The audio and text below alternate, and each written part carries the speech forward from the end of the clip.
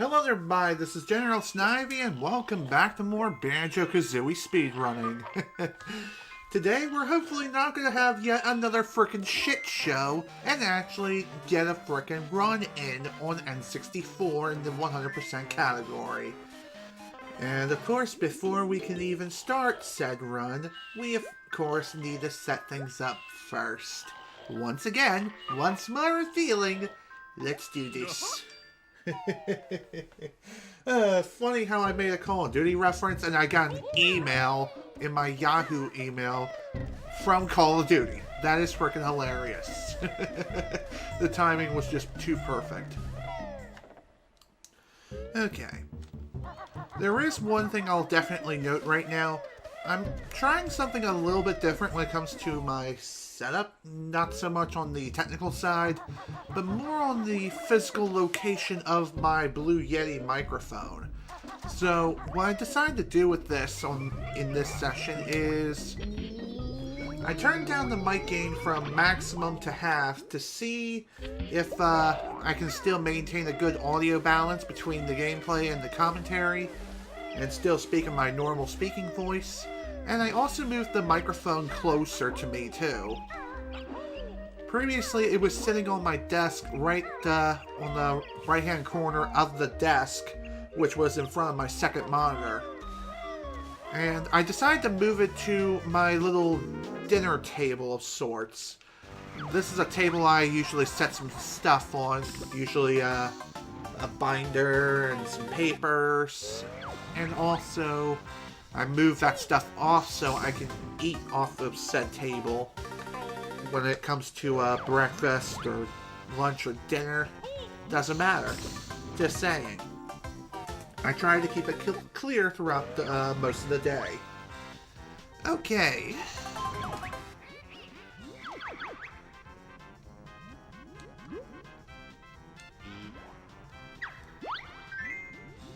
Alright. Okay, one thing I will go ahead and mention right now, we do have a new subscriber, not subscriber, but rather a new follower who followed a couple of days ago. Wasn't paying attention to the picture. Oops. Okay, that's treasure trove. The new subscriber we have is El Oceano. I hope I said that right.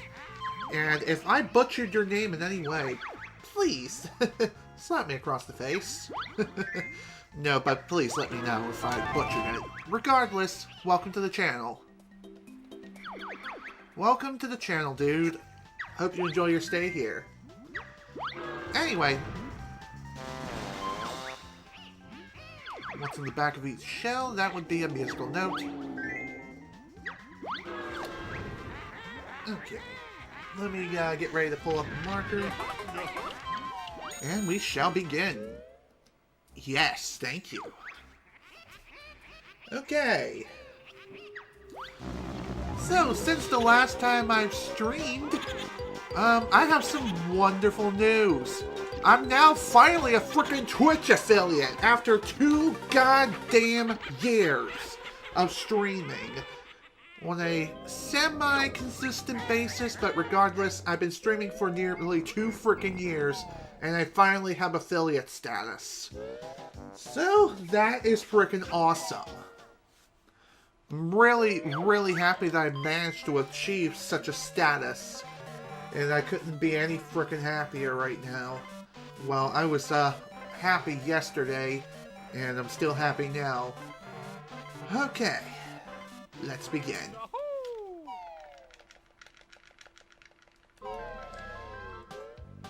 Anyway, now that I have affiliate status, it just means I'm one step closer to possibly becoming a partner on this site. Though, I still have a long, long way to go before I can even consider being a partner on this site. According to the Twitch requirements... Come on, seriously? We're doing this now? Okay. According to the requirements, you have to stream for about 10 hours throughout any given month I think. That or it's a little more than that. Regardless, the time requirement and commitment is absolutely astronomical. You basically have to commit it as a full-time job, which does make sense because of the way partners typically work. And the second major requirement that is basically a pipe dream at this point in time is definitely going to be the average viewer requirement. If you want to be a Twitch partner, unlike the affiliate where you have to maintain an average of 3 viewers throughout a given stream over the course of 30 days, for a Twitch partner, you have to get 75 average viewers, so way more than 10 times, so roughly 10 plus times more the viewer average in comparison to being an affiliate. I am dead frickin' serious. Okay, why did it drop my A input again? I guess this is what I get for playing on a 4K television rather than a CRT. And no, I am not going to be investing in a frickin' CRT anytime soon. Get up there! Oh my god, what a terrible start! 222. Wow. At that point, might as well have tried to skip Bowles' cutscene.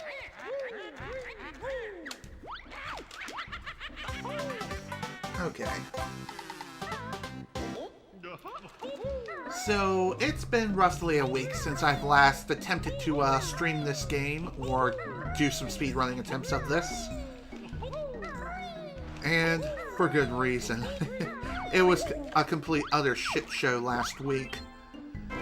Though I did manage to get pretty far in the game, like as far as Gobi's Valley, it's still...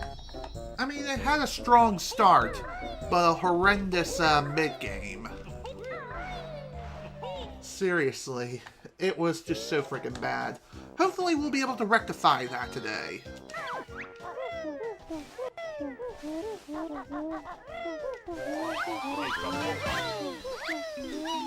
Some of you may be wondering right now, why is it that I haven't thought about possibly trying out any additional tricks such as Reverse Speed Adventure or Freeze Peak Early? Well, the reason why I haven't thought about doing either one of those tricks yet is because I've yet to learn them or learn to execute them. Also, how did I not get this note?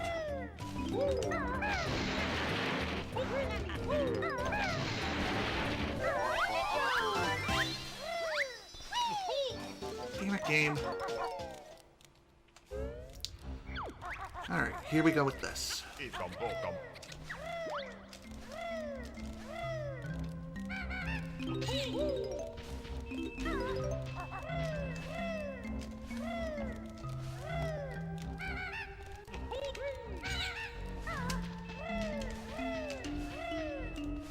Wow, that was surprisingly really smooth. Holy crap. Oh my god. I almost jumped off of Tinker Tower like a frickin' idiot thinking I grabbed the jiggy, but I didn't. That would have been bad. That would have been absolutely disastrous. Almost in the sense of disasteristic. Oh, Lord, have mercy.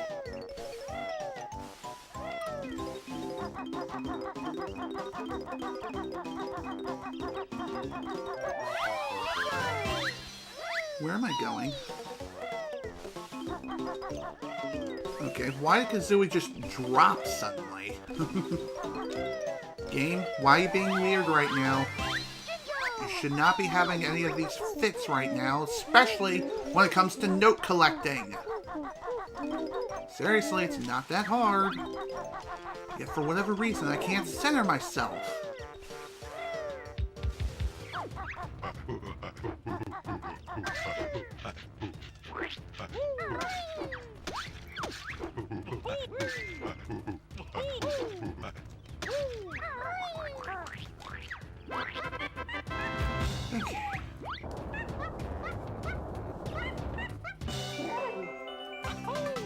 Anywho, since this is technically the first run of the day, of course things are not exactly going to be going as planned.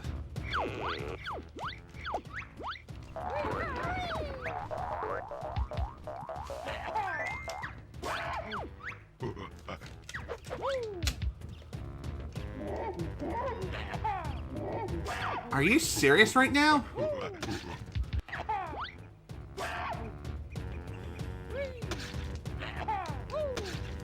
Wow, talk about unlucky.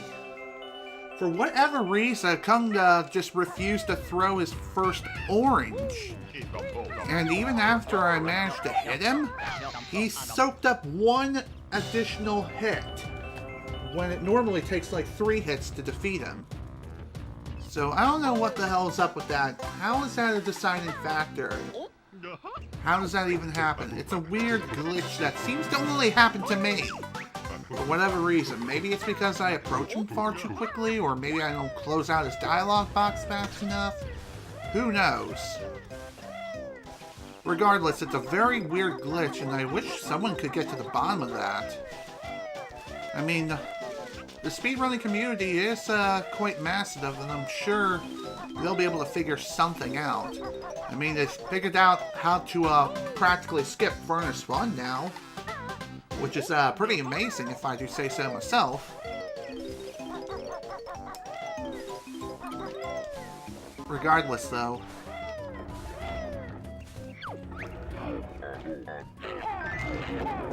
Oh, come on, really?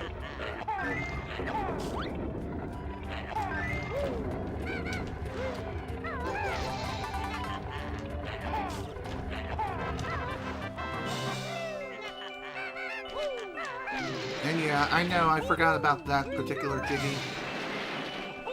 I'm grabbing it, don't worry.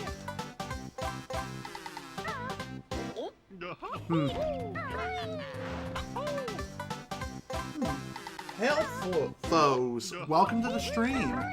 And yeah, as I thought, you do have to skip the dialogue in order to prevent that glitch from happening. Who knew that is what you have to do in order to prevent it? So weird.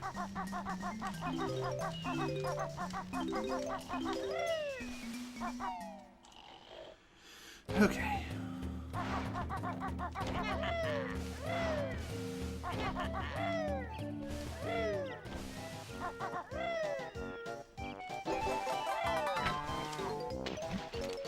Well, I failed to quick dive miserably there.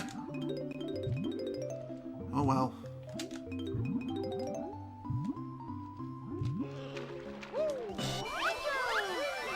Ah, damn it, of course I failed that again. I always seem to have trouble with that last frickin' skip. I mean, I know how to nail it, and I know what I have to do.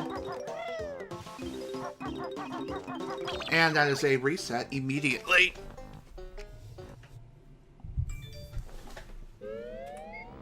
Unfortunately, we had to reset. I somehow missed 3 frickin' notes. If I have to guess, what happened was there were 3 notes on the frickin' mountainside. Over towards where Stonehenge and Kunga are located, in between those 2 locations. I'm pretty sure that's what happened. I had a feeling I was going to do something incredibly stupid. And that was one of those things, which is kind of embarrassing. Alright, let's try this crap again. Hopefully we'll be able to possibly get a run in. That is my goal. It would be awesome if I get a new PB and get one that's faster than my current best time on the Xbox category. And I've been trying to get a time in for N64 for the past month now. And every single time I've attempted to speedrun this game on N64, it has ended in failure. And it usually fails between early game and mid game. The furthest I've made it, both times, was Mad Monster Mansion. And First time I made it, I died in a very inopportune moment. And the second time I made it to that place, I nearly finished the level, but I forgot a note within the church. And I didn't even realize that until after I ended the stream for the day. So that was kind of unfortunate. And as far as last week's stream, I've made it about as far as Gobi's Valley. And that's after finishing Freeze's Peak. So yes, it's been a real struggle just to get past mid-game. I don't know what it is.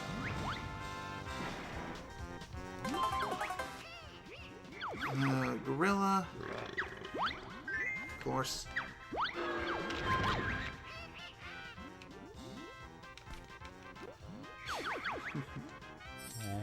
Joe.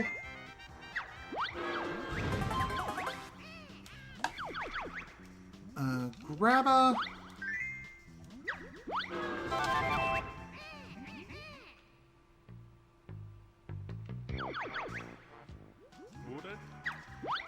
Okay. It would have been hilarious if all the correct answers were on the third choice. Yeah, at that time I kind of had to guess because of grunty questions.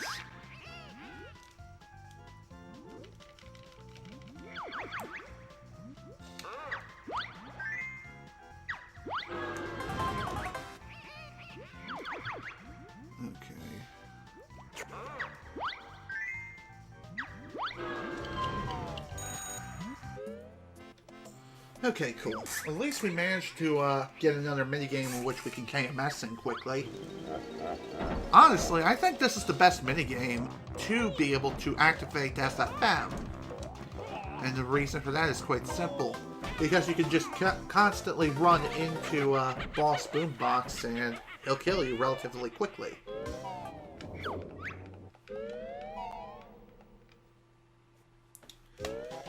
Okay. Alright, here we go again in 3, 2, 1, and let's go. Look at me, I'm talking like I'm playing Super Mario 64. By the way, I don't plan on speedrunning that game anytime soon. Just a heads up. Though the thought hasn't completely left my mind. I mean, maybe I'll speedrun it at some point, but not right now, though. There's still a lot that I have to learn when it comes to the game and its mechanics. I know about the backwards long jump and certain glitches, such as being able to glitch behind Chain Chomp's gate with a bomb and timing the throw just right so that way it inflates. And just before it explodes, you grab it again, slide backwards, and then ground pound until you are up in front of the gate, throw the bomb, grab the star. Oh, there I go, trying to activate Talentron like a freaking idiot. In Spiral Mountain. That's not allowed yet. Nope.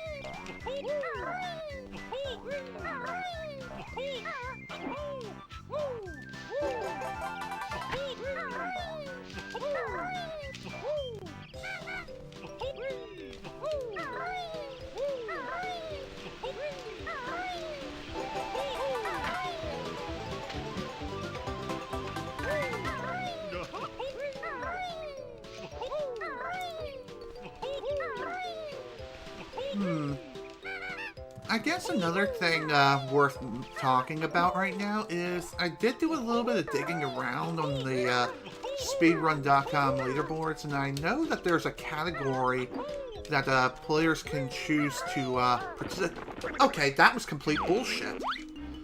Why wasn't that enough momentum? Perhaps I should have just held the frickin' button rather than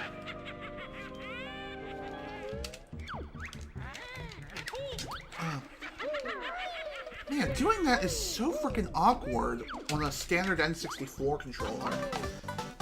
If I had something like, say, a Brawler 64, then that would be so much more natural and much easier.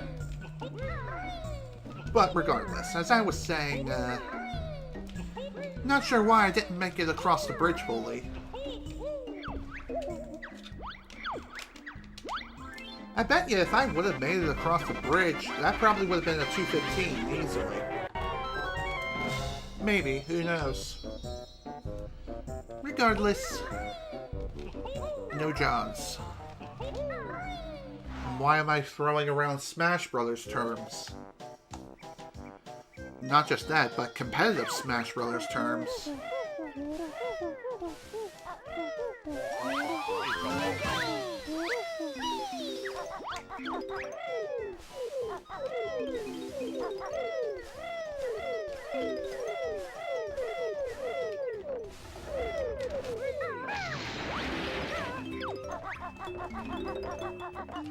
Come on, how did I miss this?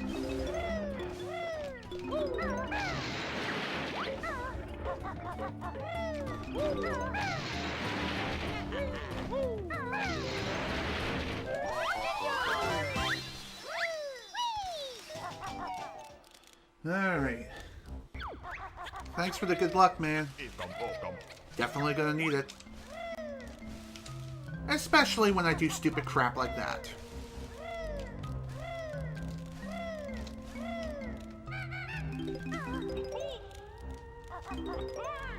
Of course. Now this frickin'...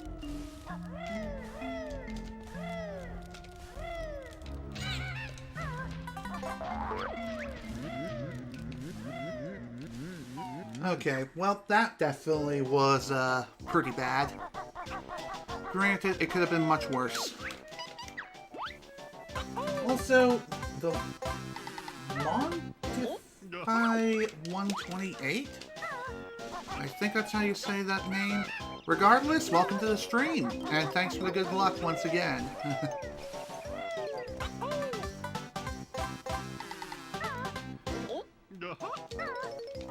So far, things are kinda going okay. Things could most certainly be going better, but hey. Could always be worse too.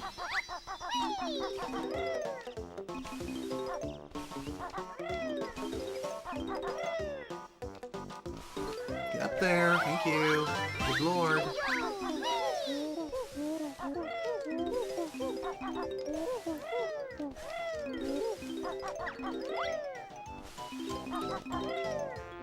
There we go. That should be much better as far as our note count is concerned. Okay, apparently you can't bypass that barrier in Talentron. That's just not possible. But you can do it while you're on foot. Also, how did I not grab that?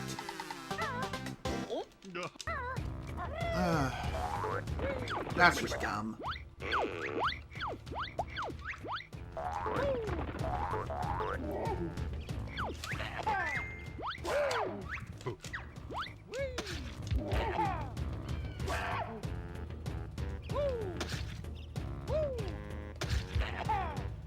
Okay, why didn't I fire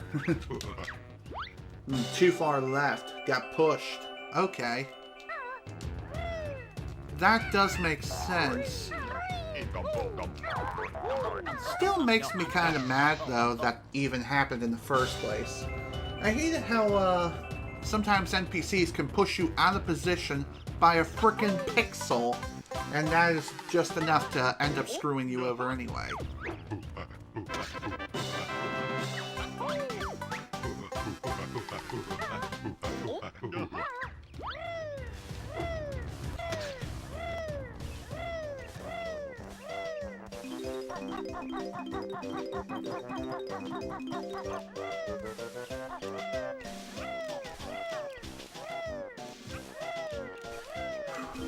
Okay.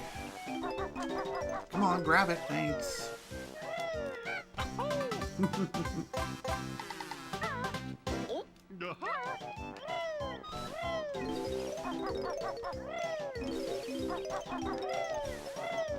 Strangely, another problem I seem to have when playing this game on N64 is sometimes I have a problem of not being able to grab things even though I should have been able to grab them without an issue. And sometimes I'm just playing off-center for some reason. I don't know why that is.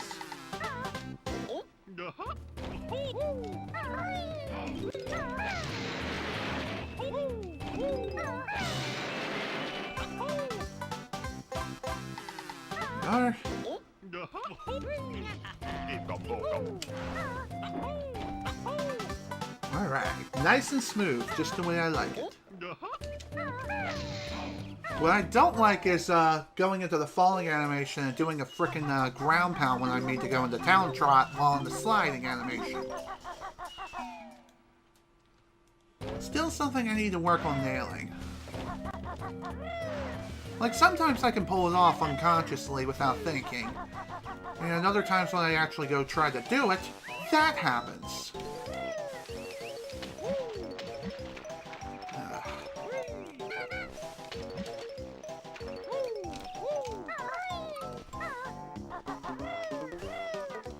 Okay. I don't even know how that ended so frickin' badly. Perhaps I was just too late on my A press.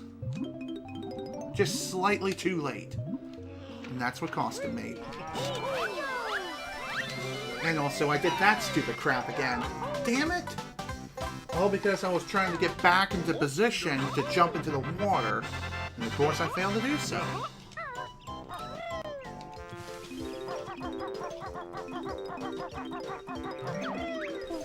Okay.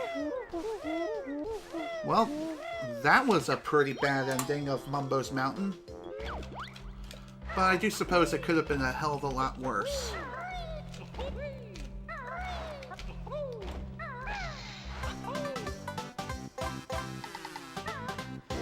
Excellent.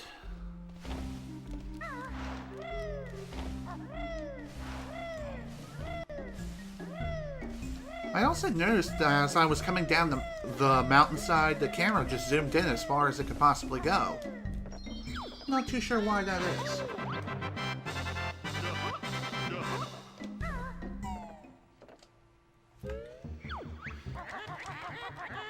Okay.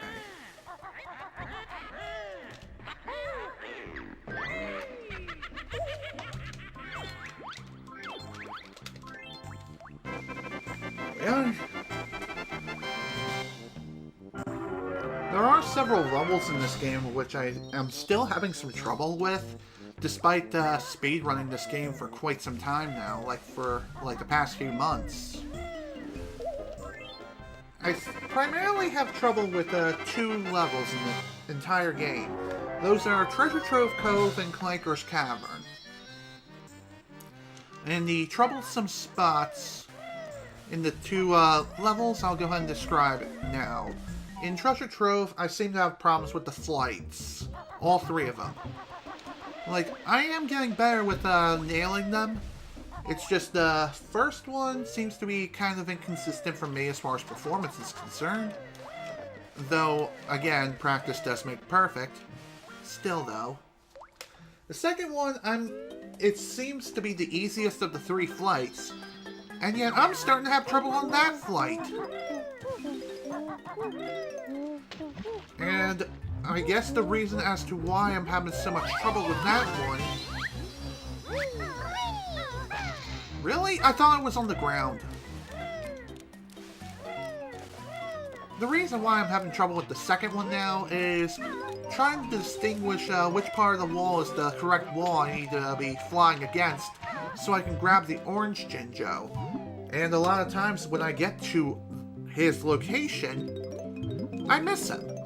I just barely miss him, and I have to waste more feathers just to reorient myself and get him. That's a pretty big problem.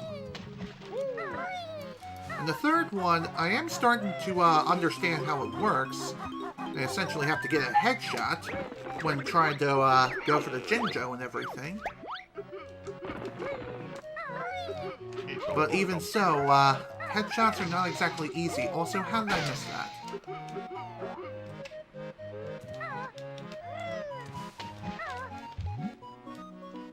There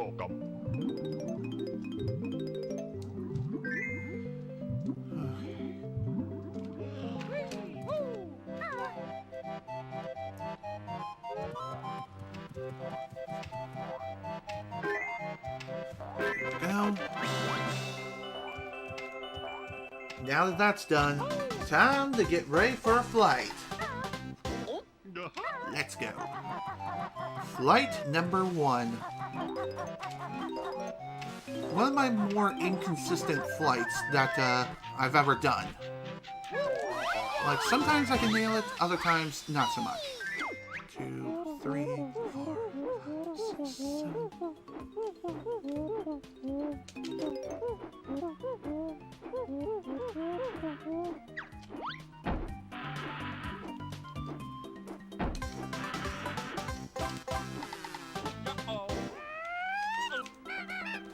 Wow, well, you know, I actually nailed it.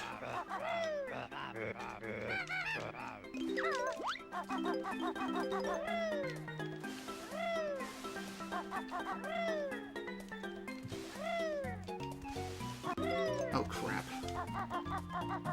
Another problem spot I have at this level besides the 3 flights is these frickin' stairs.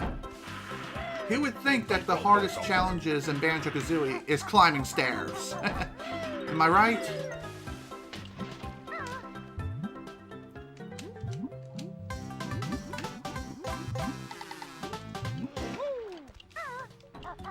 The thing that's really annoying when climbing the stairs is that the notes have to be on the frickin' railings of the stairs.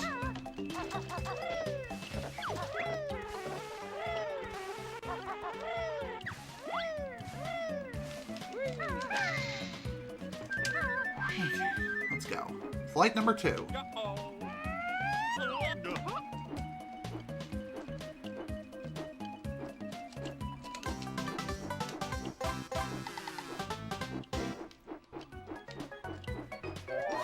That works. I think that's too high up. Okay, that's fine.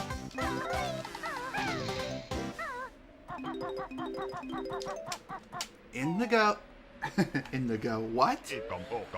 I was trying to say, in the hole, please. Jeez. Okay.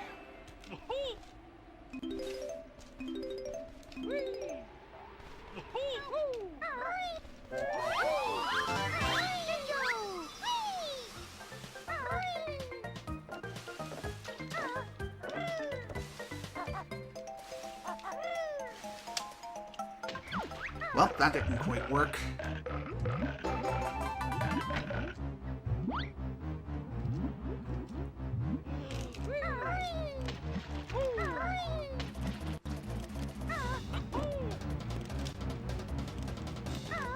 Screw it.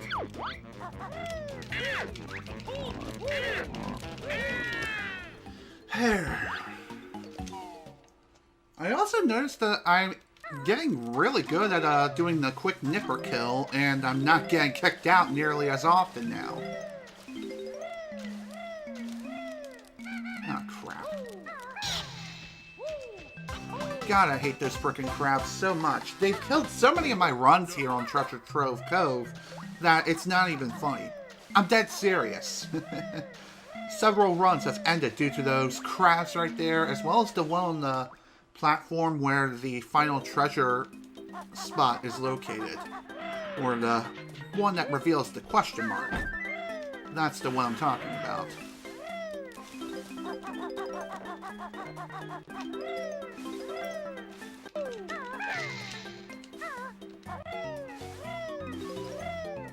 Another pretty big problematic spot for me is nailing Leaky when I'm on the cliff above him. Been having some serious problems with that spot too, in particular.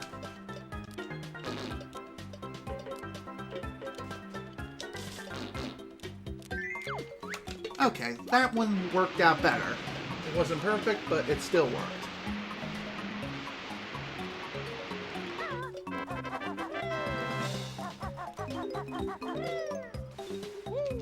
Alright, final flight. Can we go 3 for 3?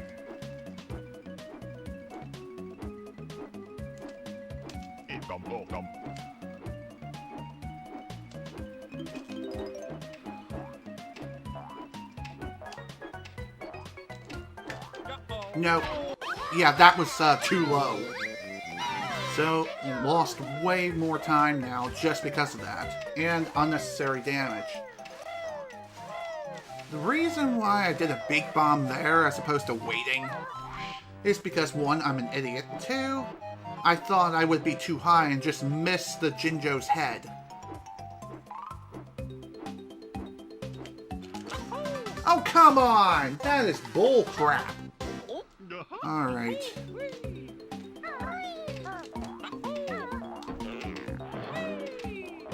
Gonna have to take the L on that one.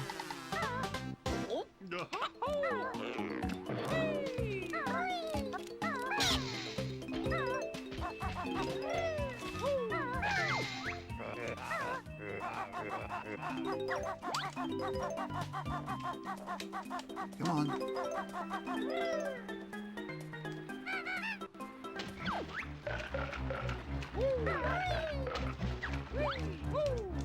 How did I miss that the first jump? I don't get it.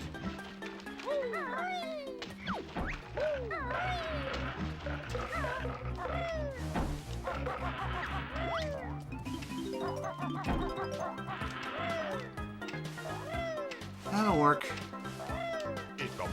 It is a very roundabout way of completing that, but it is kind of the quote-unquote backup strat, I guess. It's kind of something I pulled out of my butt anyway.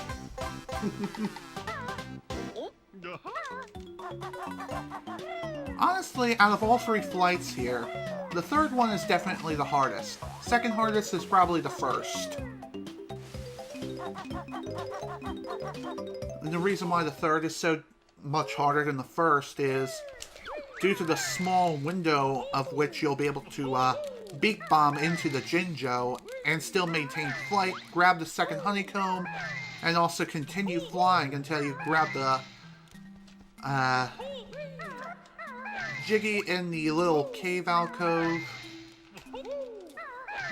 Then you have to essentially land on top of the Jinjo Jiggy, shock spring your way up, or you could also continue flying too and grab the last Jiggy.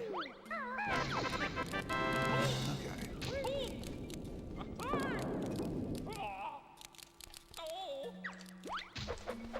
Oh, damn it.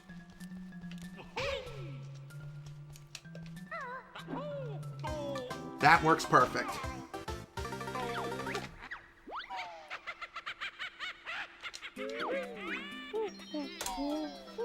Okay. That may not have been the best treasure trove, but it was definitely one of the better ones I've had. Far none. Especially since I managed to nail the first flight and second flight so smoothly. Just wish the third one was the same, but this is why we continue playing this game to this very day. And keep trying to push ourselves to the limit to go further and further until eventually we meet our goals.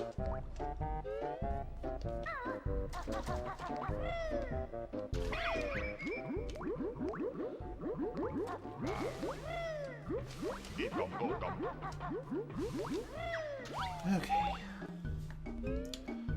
Next stop, Clanker's Cavern. I almost said Treasure Trove Cove. No, that's for the non-traditional FFM route. And the reason why I brought that up is some people are debating whether or not the traditional FFM and non-traditional FFM are truly faster routes. So what are those terminologies I'm throwing around?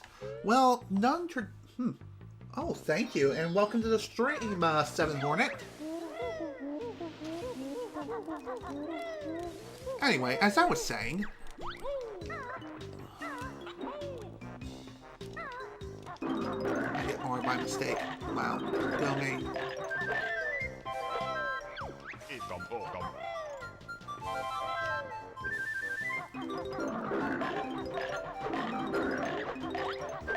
Oh god, camera.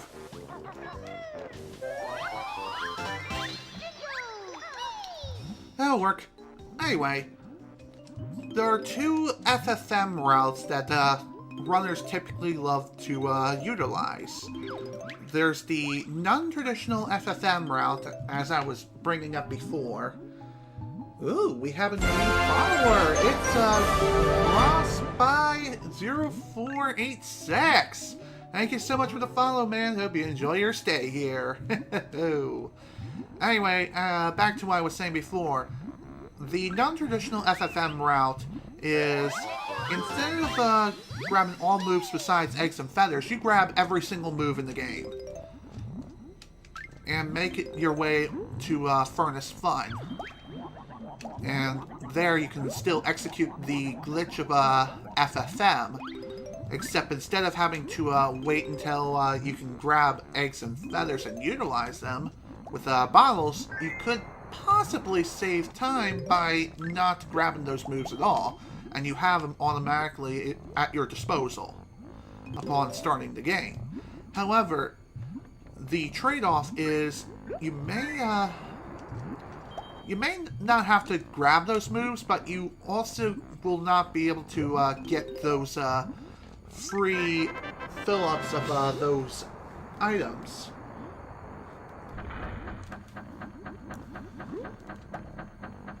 So, whenever you learn eggs and feathers, battles will give you a certain amount of said items. For eggs, it's 50, red feathers is 25, and gold feathers is 5. If you're doing the non-traditional FFM route, then you have to essentially grab those items as you're going through the game. And you won't have the luxury of having those items given to you for free when you learn the moves initially by bottles. So there is a pretty big risk that you are more likely to run out of resources at the worst moment versus just learning the moves on the map and getting the items that way. Also, that was sweet.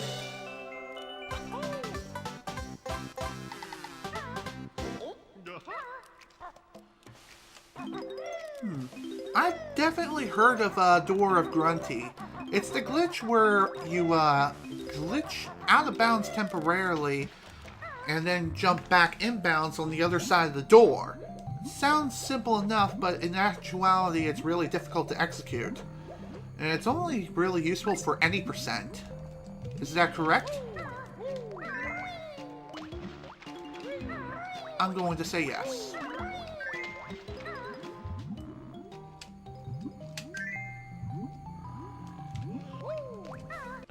Oh my god. Are you serious right now, game? Frickin' Buttershoes McGee strikes again!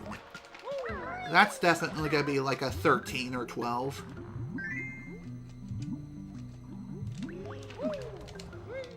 I thought I was right. Only useful for any percent, and not really useful for 100%, as due to the complex nature, it really doesn't make a whole lot of sense. I never actually thought about trying to do any percent of this game. And funny enough, any percent is actually faster on Xbox versus N64, while N64 has the faster 100% category.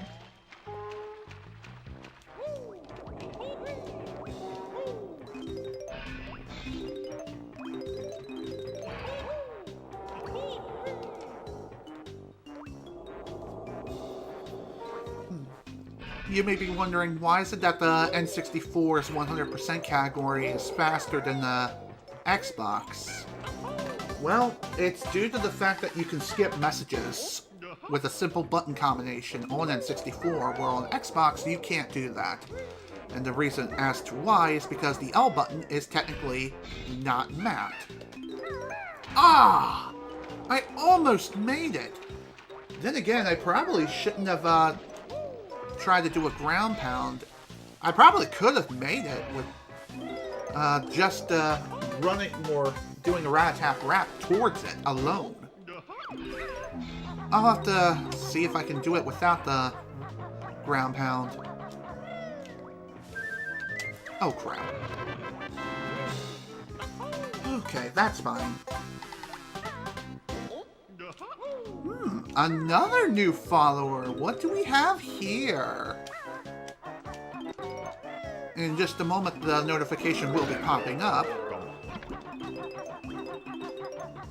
Oh, come on. Grab the note. Thank you.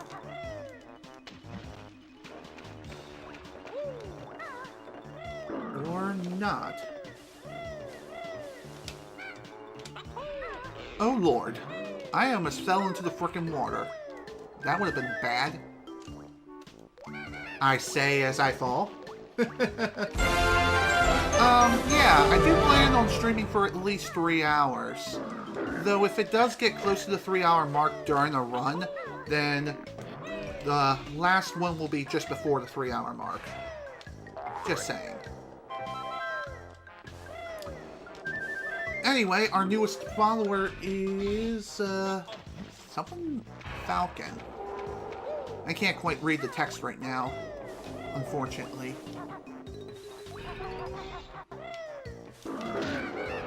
I'll read it in just a moment.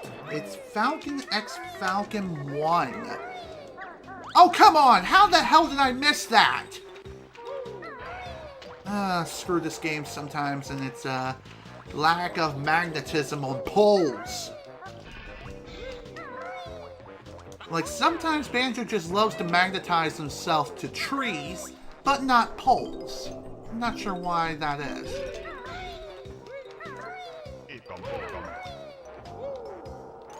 Okay.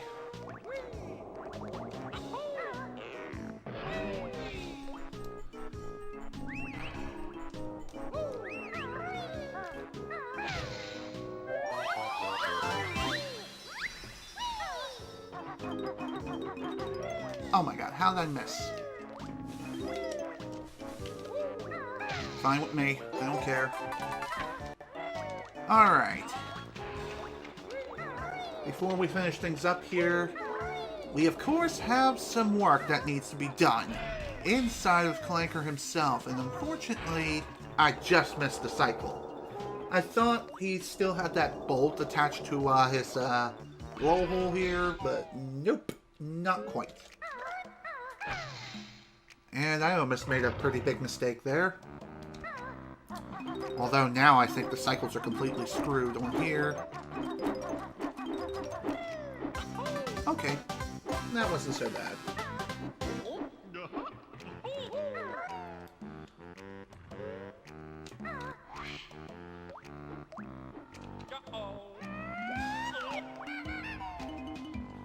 Nice and smooth, just the way I like it.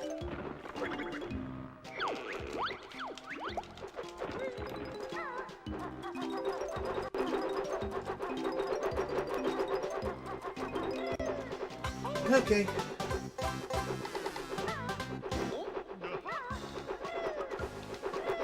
Oh. Okay. Note to self, do not jump when you're trying to run against the saw blades. That just results in death. Duly noted.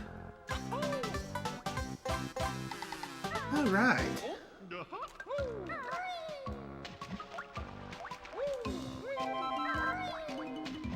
Almost done here. Just got a few more things to pick up. One of those things is, of course, the last Jinjo over here. Then, of course, we're going to have fun with mutant crabs. It's going to be a frickin' party, let me tell ya. GL Gamer. Not sure what that's all about. Regardless.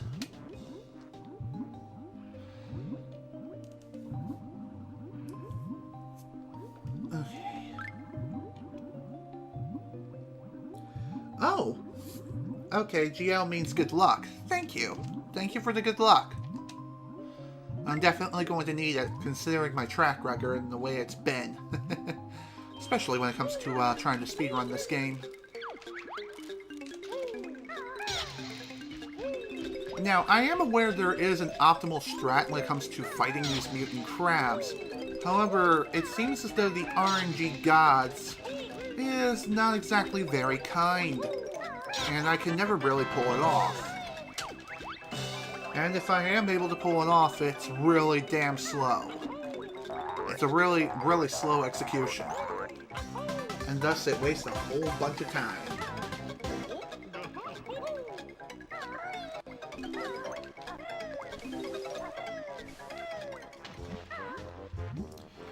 Alright, let's begin the frickin' swim of death.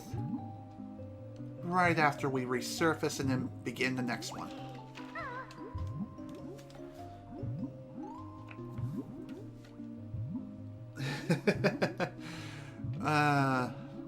Yeah. My timer is placed on the top of the screen, and the reason why I did that is because I wanted to complement my streaming setup for this particular layout, which is used for speedrunning Banjo Kazooie. And since I have several widgets set up for Streamlabs, I had to put the timer somewhere, and the most logical location for me personally was the top of the screen and making it vertical. I mean, horizontal rather than vertical, which is what most people use traditionally when it comes to timing their games and their playthroughs. Okay, well with that we're done. We're done with this level. I know that resurfacing and doing that second swim was not necessary and it made things a little bit slower. But the reason why I did it is just to be safe. Because doing that long swim on a single go is incredibly risky. And if you happen to miss the empty honeycomb piece during your swim, or if you don't make it far enough, or fast enough through the tunnels, trying to grab the Jiggy and the notes respectively, oh dear, you're going to be in a world of hurt, and your lungs are going to be filled with frickin' water faster than you can blink. And that's not a good feeling at all.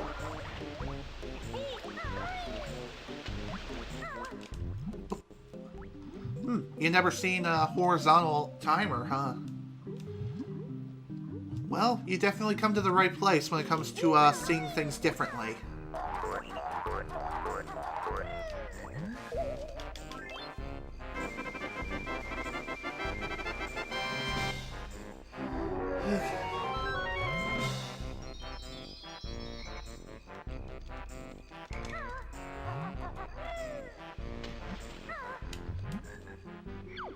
Alright, next stop, of course, is going to be Bubble Gloop Swamp. However, that level we'll be going into momentarily. However, before we go there, we're going to be opening up Freezy Peak. And no, I'm not going to be trying to go for the Freezy Peak early. I've seen it done, and I know the setup of what you have to do. It's just practicing it, trying to execute it, is another task within itself. It's very, very specific and probably one of the hardest glitches to pull off in the entire game. Not only that, but you also have to do it twice in a run. The first time, of course, is accessing Freezy Peak itself and doing it early by means of a back door. And the second time is the 450 note door skip. And that's the only other time you have to do that. Oh, come on. Seriously, game? You couldn't let me be on that frickin' slope?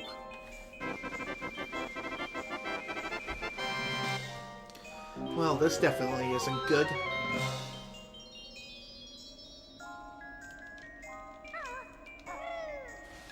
Alright, let's see if we can make it back in one piece.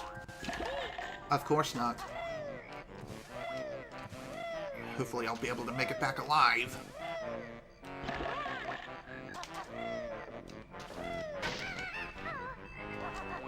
Oh, come on. Give me the frickin' honeycomb. Thank you. Jeez. Well, this is definitely going to be a mess.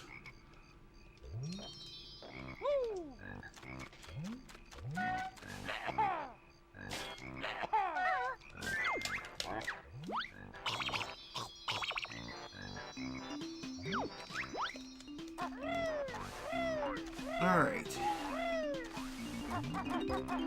The reason why this is considered to be kind of messy right now is because we are at such low health.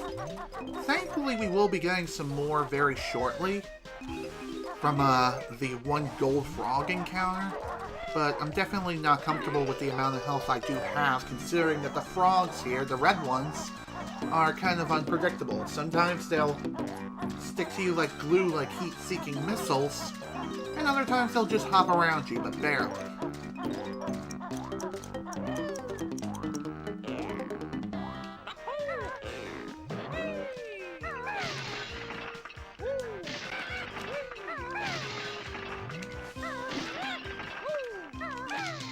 Okay, really, game? Wow, that was bullshit. I hate that. It's one of those weird glitches that happens every once in a while where, for whatever reason, it just does not break the egg on the final strike. And it requires like one more for whatever reason. That's actually happened to me several times throughout many different runs. Some of my runs are obsolete, of course, but one of my more recent PB, which was over a month ago now on Xbox, that I don't think happened, as far as I can remember.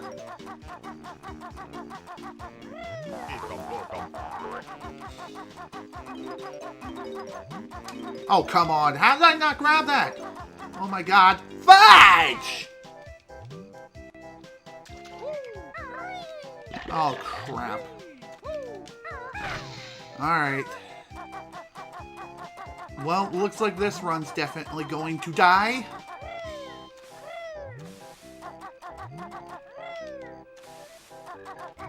Seriously, screw the camera, screw the bridge, screw everything.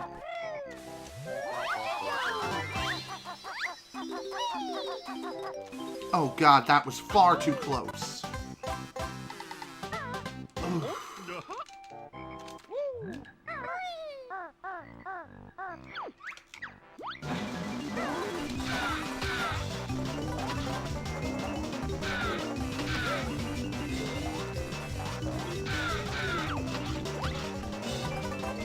Okay. Well, I definitely feel a little more comfortable now when it comes to health management. Oh yeah.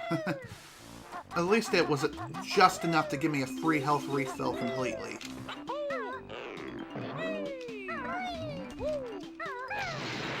And considering the fact that my luck has not exactly been very good here, I'm definitely going to play things safe by just doing the mud hut jumping the legit way.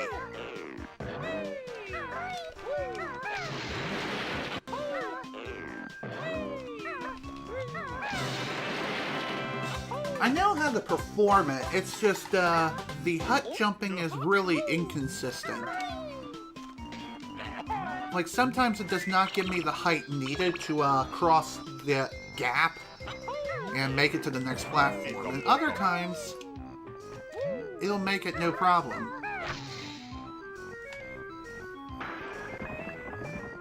I mean, I'm jumping from, like, the very center of the huts and everything, like I should be. However, sometimes the jump height, for whatever reason, gets robbed by a frickin' centimeter or something. I'm not too sure.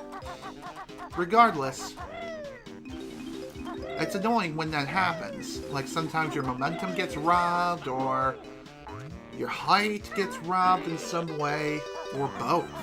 God forbid both happen.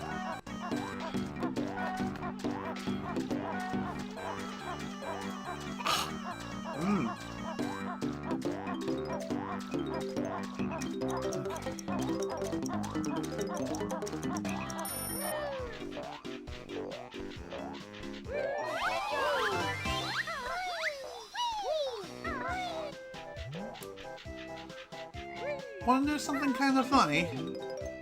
The last time I attempted to speedrun this game, I thought about doing that shock glitch. And when I did it, I crashed into the swamp And after doing that, I took fall damage immediately after touching the swamp water. Kind of funny, but also kind of bullshit too, how that happens. Granted, I know that the swamp water is a hazard and everything, but you shouldn't take fall damage as well as the damage from the swamp itself. If anything, it should be the former, rather than both.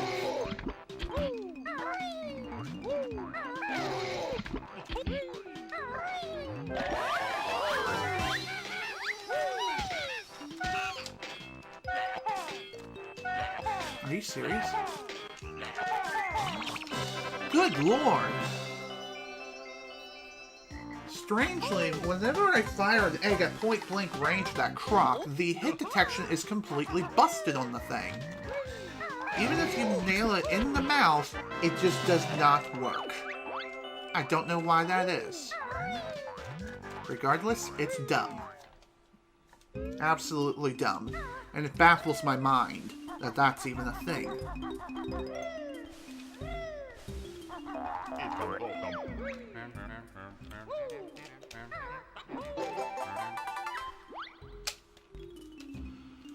Okay, red, light blue, yellow.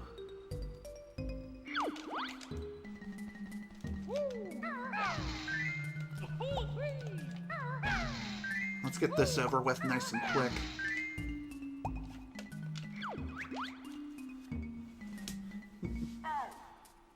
Purple, pink, yellow, pink, blue.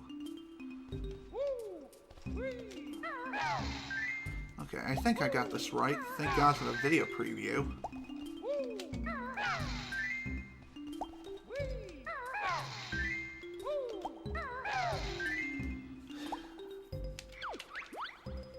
Not exactly a rip yet.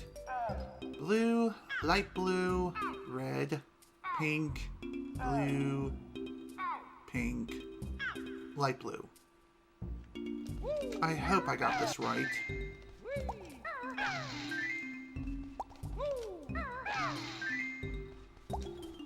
Was it blue? No.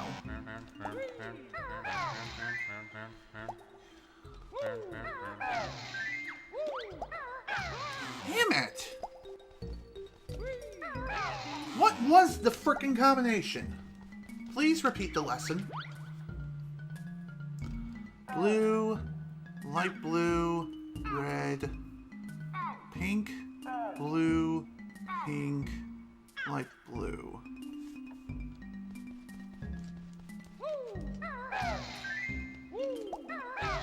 Ah, fudge! Okay. Well, there goes several minutes. At this point, I think I'm just gonna have to say fuck it. It looks like this run is dead because the final pattern has to be the worst goddamn pattern ever. I cannot remember it for the life of me.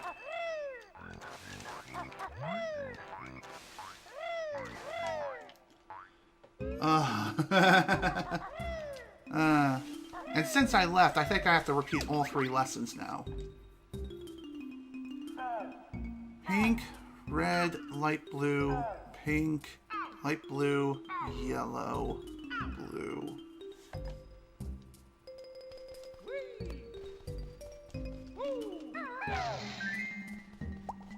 Was it red? Okay, I forgot. Again. Seriously, why do the lessons have to be so damn difficult? Pink, red, blue, pink, light blue, yellow, blue. One more time. Pink, red, blue, pink.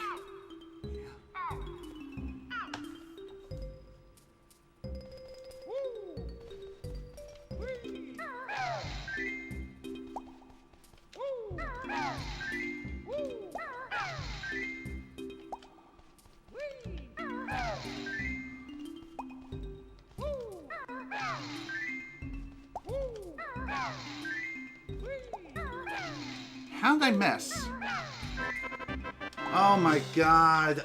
Ugh, that was the worst frickin' possible patterns for the final lesson I have ever received. That was absolute trash. What's even worse now is I have very little health. Definitely not happy with those results at all. Lately I've been getting really good patterns, and the patterns were really easy to memorize, but that one, that's when the game decided to say, yeah, we know that you're having a really good pace today, so you know what, let's just throw an extra hard lesson in just for kicks. Because why not, am I right? Seriously, screw this goddamn game. Screw it sometimes, I swear to God. It's like out to get me. It does not want me to win. You know the old saying that goes something like this. You're angry and you want to win. You want to beat the Nintendo. It's an old quote from the Angry Video Game Nerd. I believe it was the Karate Kid review. One of his early episodes. I think it was episode 3. Regardless, it's an old quote that still applies to this very day. Especially when it comes to N64 speedrunning of any kind. Or any sort of speedrunning on a Nintendo console, period.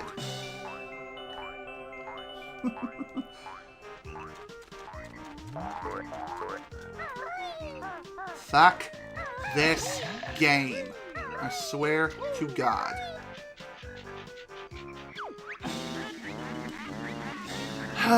There goes 2 minutes. At least 2 goddamn minutes because of bad camera angles. And people are able to get across that little itty-bitty bridge in Talon Trot. And I am too scared to do it in Talon Trot, and I have to do it as Banjo. And yeah, I still fall anyway.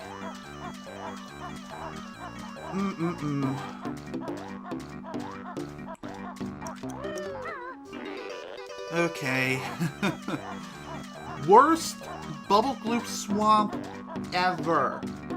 And I still have the Mr. Vile minigame to do after this whole bridge scenario crap.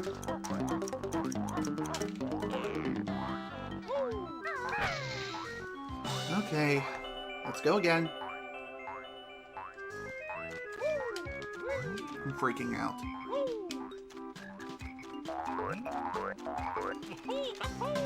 Okay, second try, but yeah, that was complete shit.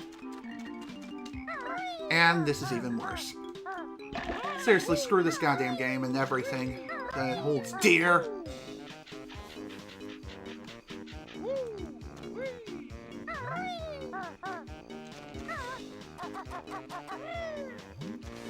Wow, way to waste even more frickin' time. Fall off the bridge twice! Thankfully, the second time I fell, it was after I got the jiggy. But even so, it's still ridiculous how that even happened in the first place. Jesus.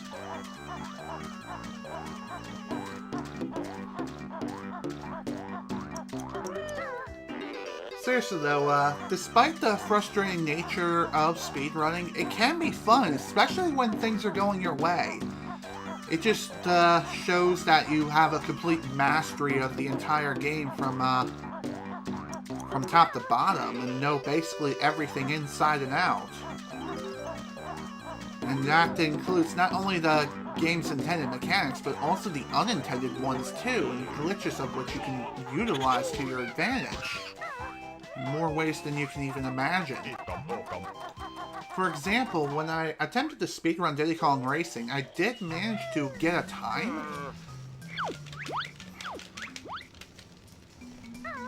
However, the time was not very good. It was over 3 hours.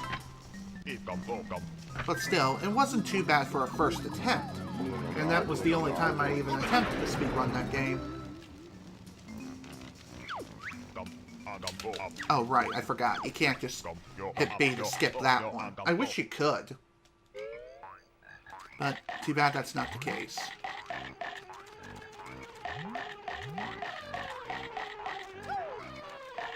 kind of surprised that dragonfly hasn't hit me yet. Alright, we have very little buffer room when it comes to this minigame here, which is going to be an absolute train wreck, I can already tell. Considering the way things have been going here in Bubble Bloop, it's definitely been awful.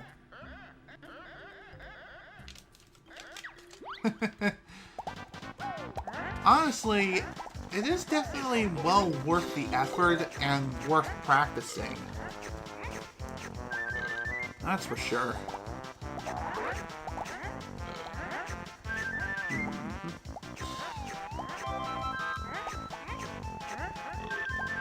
And once you're able to nail everything down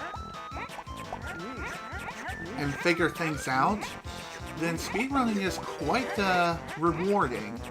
Especially when you find that perfect game that you really enjoy playing. This is one of them for me personally. Funny enough, even though I was talking about speedrunning Diddy Kong Racing a few moments ago, that game's my favorite game of all time, but it's not really a game I really want to try speedrunning again anytime soon. I might sometime down the road, but not right now.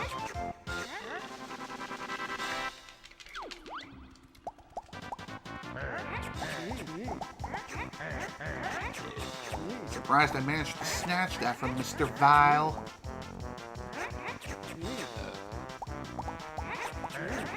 Anyway, when it comes to this minigame, the strategy for the first round is just to let Mr. Vile get a pretty massive lead.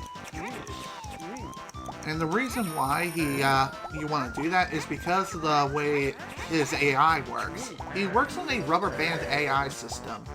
The further ahead he is, the slower he'll move. So what speedrunners typically do is let Mr. Vile get like a 7 or 8 point lead at the first round. And at that point, that's when they start making a comeback and win the first round, no problem. But for the second and third rounds, they play at their best. And the reason why is because each round, Mr. Vile moves faster and faster. Especially the final round. This is when things really start to heat up. Speaking of the final round, this is when the game can really screw you over big time. Because if things start spawning where Mr. Vile is located, then unfortunately things are going to be bad news bears for you.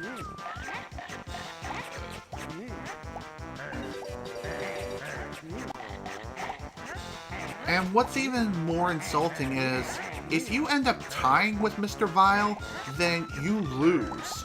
You still lose, for whatever reason. Like, you can't just go, oh, we tied, let's go again. Like right now. Seriously, I don't know why that is. But it's kind of dumb. Speaking of dumb, I lost again. I frickin' lost. How the hell did I know that was going to happen?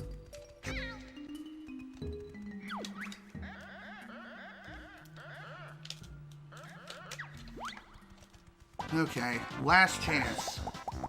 Now hopefully I can get good spawn logic of these damn things this time around.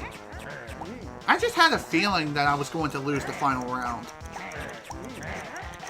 Considering the rest of this level has been complete utter trash.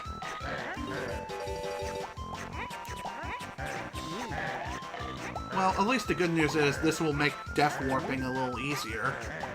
In fact, I think around this point, this is when speedrunners try to lower their health down to 1 before even challenging Mr. Vile. Personally, I'm not one of those people.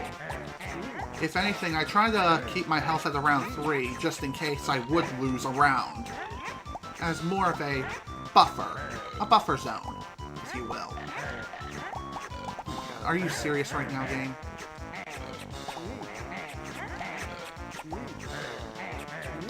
Okay, this should give me the win anyway. Oh yeah. Phew! Alright.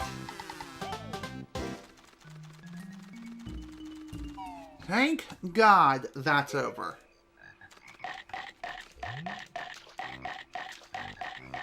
My God, this was the frickin' worst Bubble Gloop Swamp I've ever had.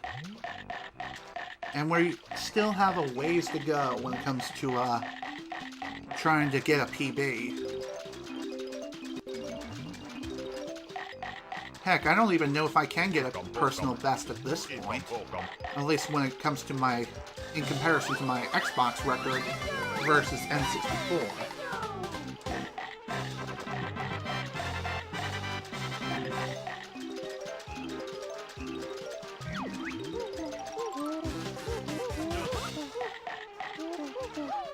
Alright. You never actually completed Banjo Kazooie? Wow.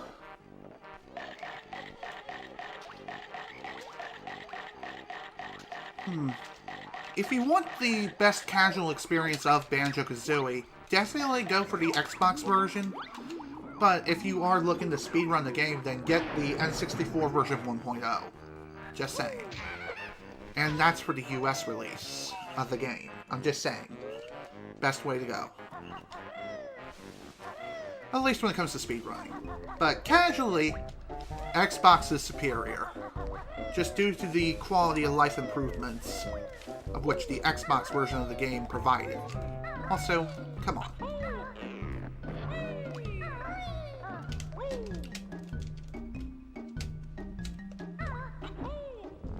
Of course I missed.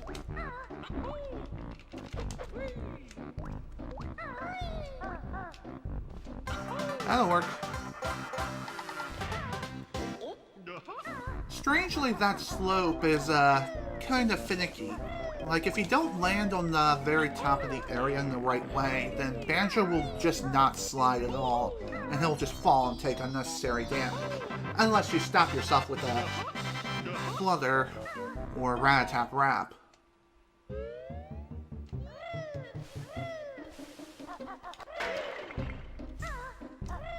Okay. Out of my way.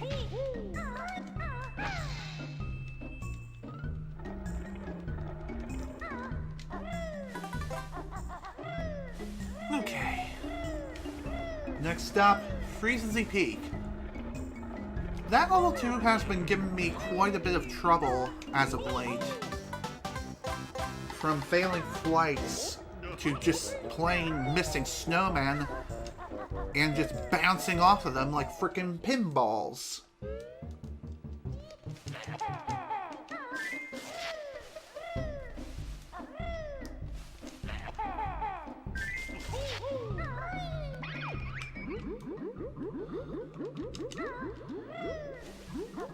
Okay. Oh my god, get up there! Thank you! Jeez!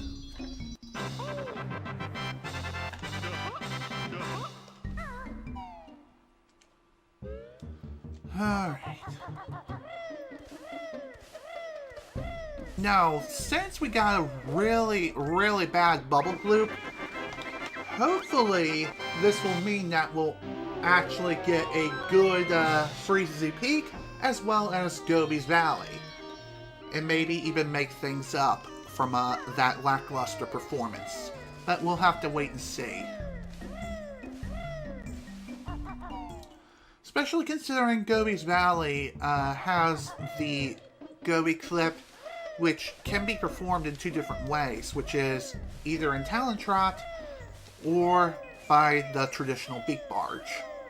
And funny enough, the latter has been used for many years until recently, where Talon Trot is supposedly more consistent of getting into the pyramid without the need of shooting eggs. But when I go to practice that, it does not work for me. I've only got it to work once. And I mean, well, okay. First time I did it, no problem, it worked. And when I actually went to try to practice it for real, well, it just completely shattered. Also, Lost Boy on Twitch is our newest follower. Wow, third one of the day.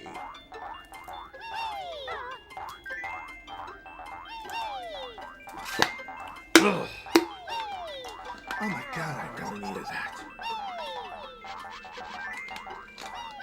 Seriously, you have no idea. My throat was absolutely killing me. Anyway, Lost Boy on Twitch, welcome to the channel. Hope you enjoy your stay here. And I hope you enjoy watching me try to speedrun this game. And maybe even fail miserably several times over.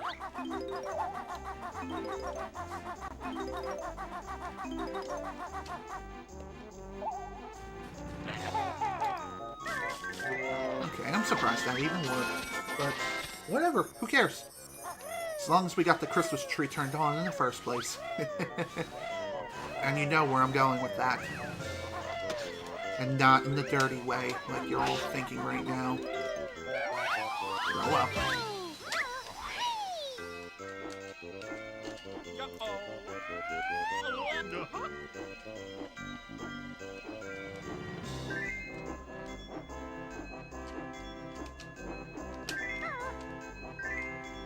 There we go. Nice and smooth. Smooth alternate Christmas tree method.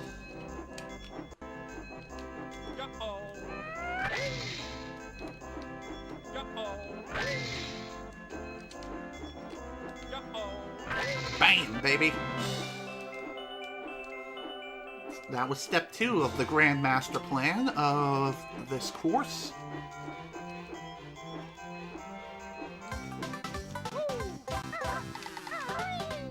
And that was step 3. Perfect.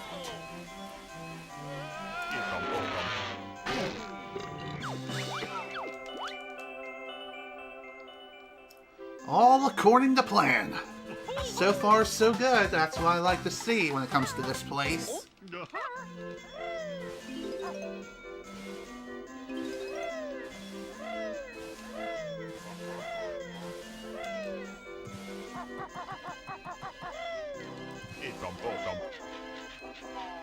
Alright.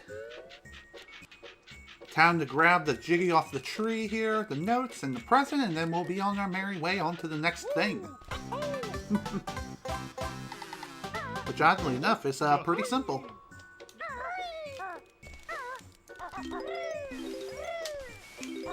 Okay, that was pretty bad.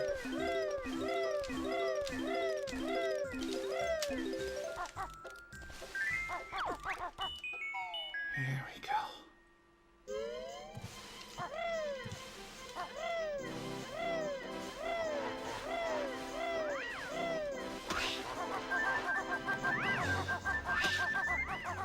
Definitely a good idea to grab a few extra feathers here. Especially considering the next thing we're going to be doing here. How did that miss? Freaking snowman, I swear to God. He knows how to dodge like a freaking boss, as if he's seen The Matrix like 200,000 times. And his favorite part is being able to bob and weave in bullet time. You know, that shit. Guess I should be glad I grabbed the extra feathers.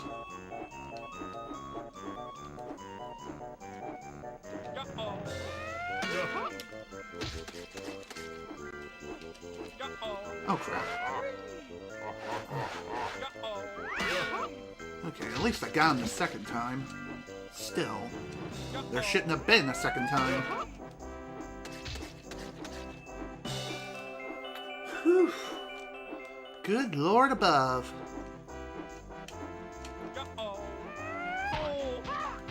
Well, that was definitely not a smooth landing at all.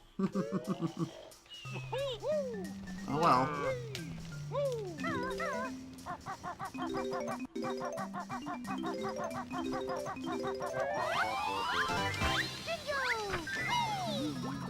It could have most definitely been worse, that's for sure. Okay. Now it's time for one of the worst frickin' parts of the whole level. Okay, maybe not, but more or less the first race is not that bad, but the second one... Jesus, kill me! Seriously, screw the second race. I know there's an optimal way of going about completing this level and collecting all the necessary collectibles. And also being able to collect them during the first and second race. I just can't seem to pull off the most optimal route on the first go. It usually takes at least 2 tries. Oh, right. Alright,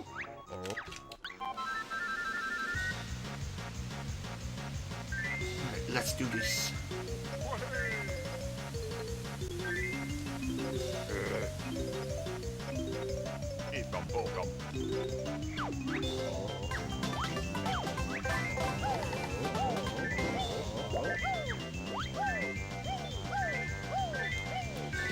Okay, not exactly the most optimal way of going about that.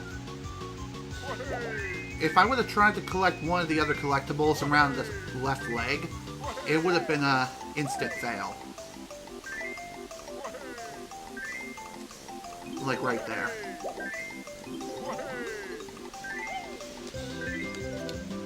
Okay, that's fine. The other 2, I'll pick up on the second frickin' race attempt. Or something. And that's basically what I'll have to do, but regardless.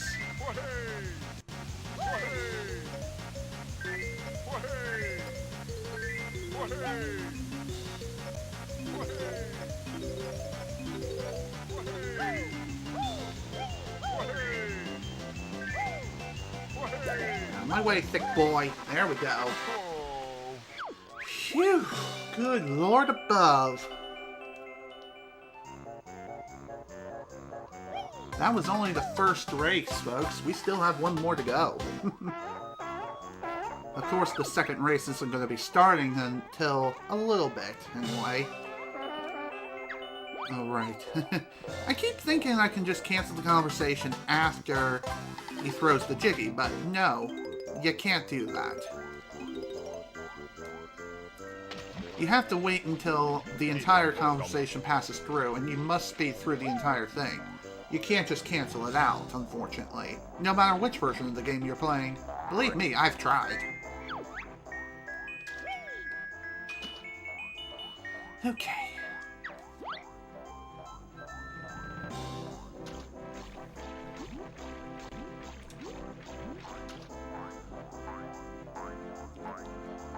Alright, now that that's done, the walrus is basically done forever. Or at least until the next time I run this game again. Time to get to work with Banjo. He's got quite a lot of work to get done here, and hopefully we'll be able to get it done relatively smoothly. And that's not exactly a promising start.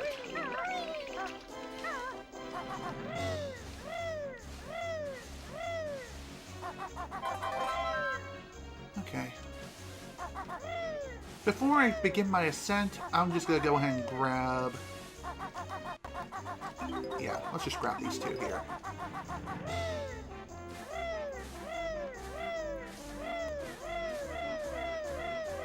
I know, not exactly the most optimal way, but...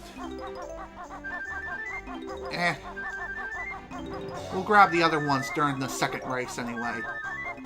Even if we end up failing on the first go. Which is probably going to happen anyway, but hey. Better to have a little extra buffer room, if you know what I mean, than to not and completely fall flat on your face. I've done that several times before, and I don't plan on doing it again anytime soon. Especially if the camera freaks out for no reason.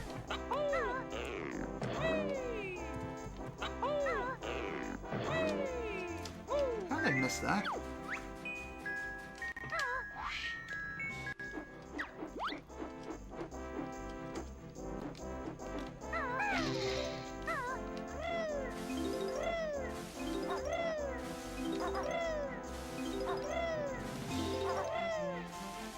Oh my god, really?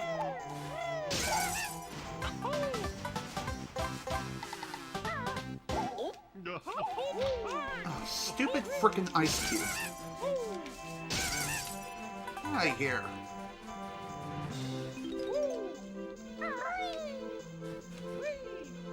I don't like this camera angle. it's fine.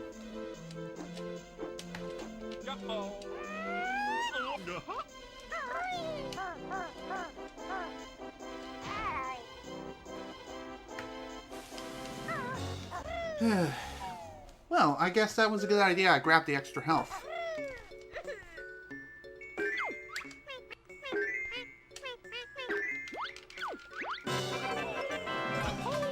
Okay. I hate that. You go to try to slide off a table, and instead of sliding, you end up doing a ground pound. So dumb.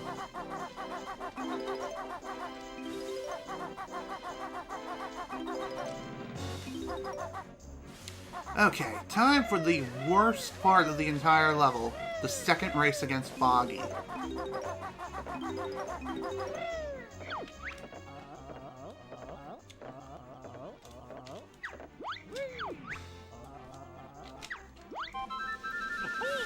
Anyway, the reason why I didn't cancel the dialogue box right away is because I wanted to wait for the camera to reorient itself just before the race began.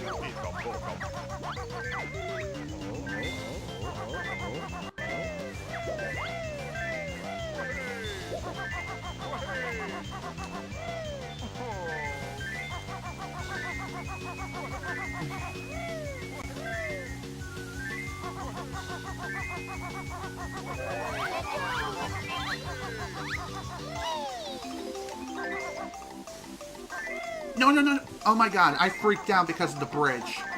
Funny enough, a run actually died because I got stuck underneath of the bridge, fell into the water, and was forced to retire from the race.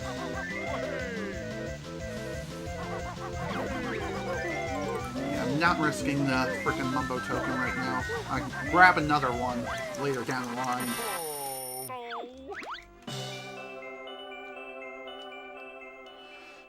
To be honest, I'm kind of surprised I managed to pull this off in one attempt this time around. Usually that takes me at least 2 to 3 attempts.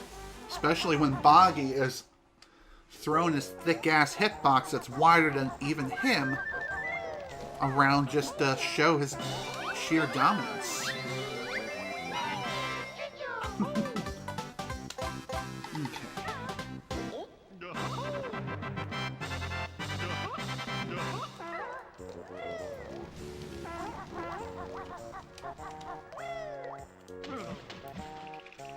Damn it, that wasn't enough to get in. And I lost more health. Crap. Somehow my momentum got robbed. And I now don't have enough health, unfortunately, to make the swim. You need 4 hits minimum. Okay. I'm gonna grab some more.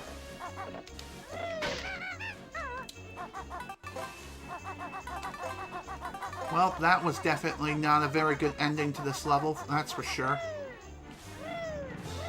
Oh, Jesus flip. Once again, because my momentum got robbed for whatever reason. Plus, my angle wasn't right either. There we go. Finally made it through.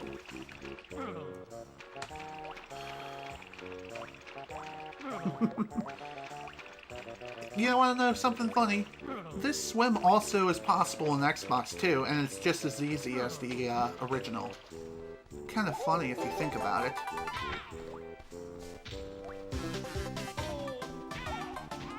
Okay.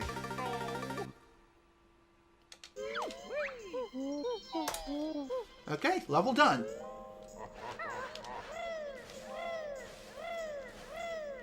Despite the fact that the ending was kind of bad, at least we were able to complete the level at a very, very good pace.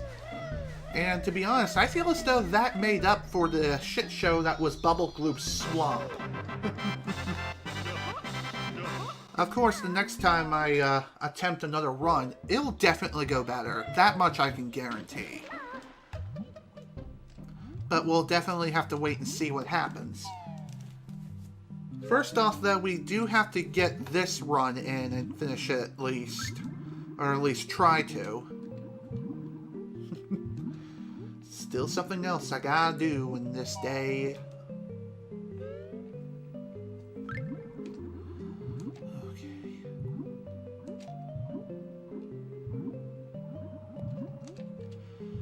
Alright, before we head on off to Gobi's Valley, we're gonna be opening up Mad Monster Mansion. And the reason why we're doing this is so that way when we actually finish up Gobi's Valley, we won't have to make the frickin' long trek just to get back here and open up the level and then head into Mad Monster. Just saying.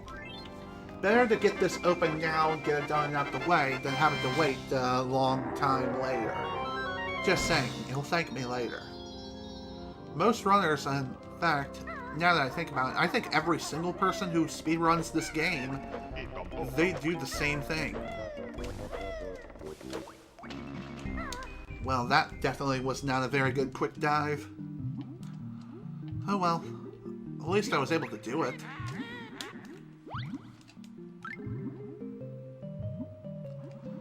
I'm not too sure, but I feel as though Grunty adds a little tiny bit of lag when it comes to navigating your way through her lair. I think that's why most people try to skip her conversations whenever they come up. Which, that doesn't really make a whole lot of sense to me, but hey. I'm just saying.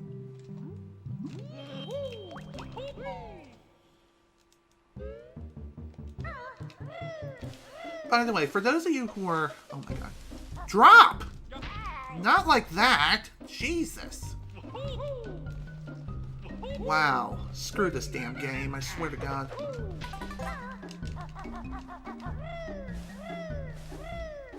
Okay, back to what I was saying. For those of you who are curious, my current PB on the Xbox category is 2:55:20. 2 hours, 55 minutes, 20 seconds. So, just under 3 hours.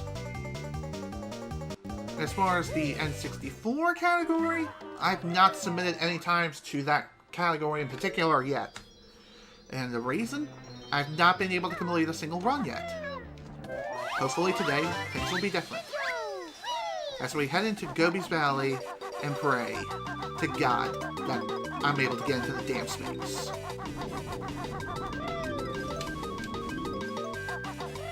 Oh my god, grab it. The note. Thank you.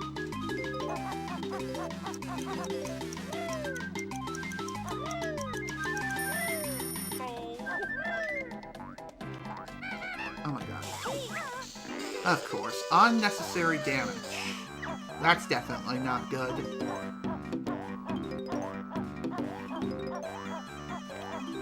Man, this is gonna be messy AF.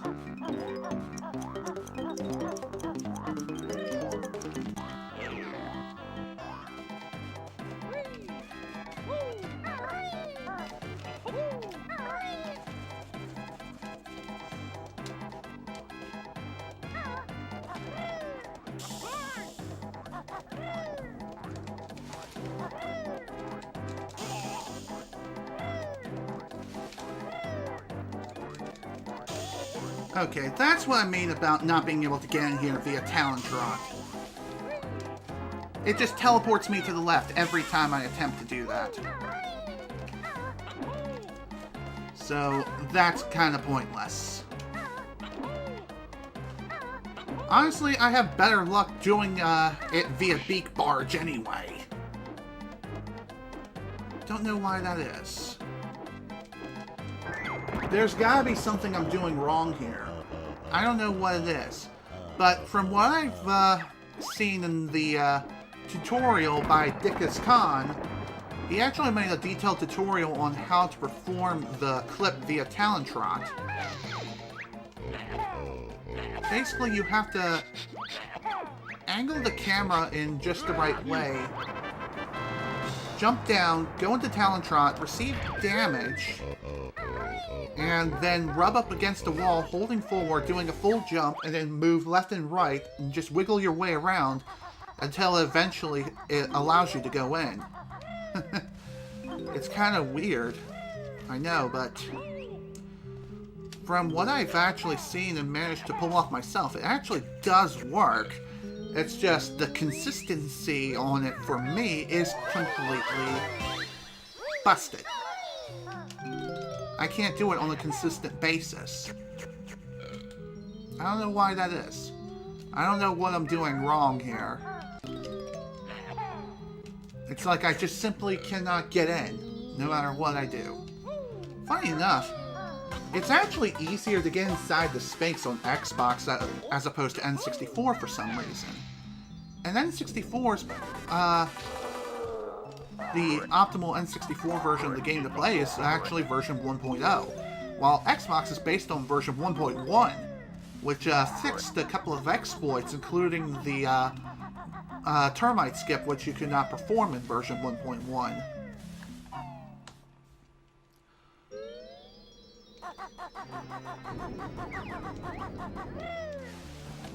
God damn it, I hit R by mistake. Did not mean to do that. Oh well. The note. Oh my god, I almost fell like a freaking idiot.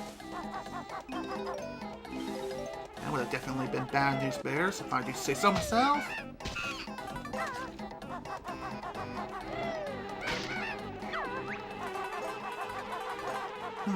Gotta love them ghost boxes from the dead, am I right? Strangely, if you time your rat-a-tap-rap at a point of just before you trigger the dialogue box for the honeycomb thing, it'll still speak despite the fact that you killed it.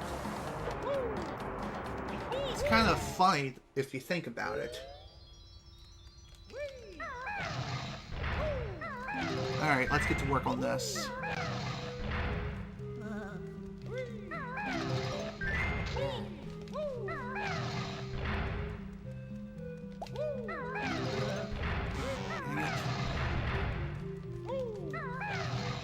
Oops. Screw you, you stupid mummy! Jeez.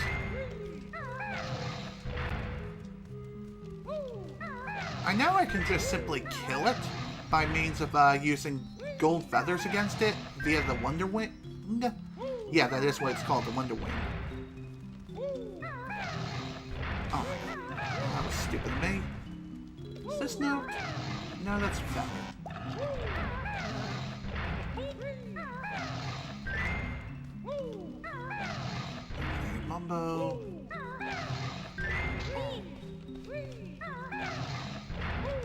And done. Of course, we still got to get the Mumbo token, and then we'll head out of here, head out of this pyramid, and move on to the next one. Of course. Still an asshole until the very end. Oh, how I hate those guys so much. They're so annoying. And the fact that you can't kill them other than using gold feathers with the Wonder Wing really just adds insult to injury in my mind. Okay.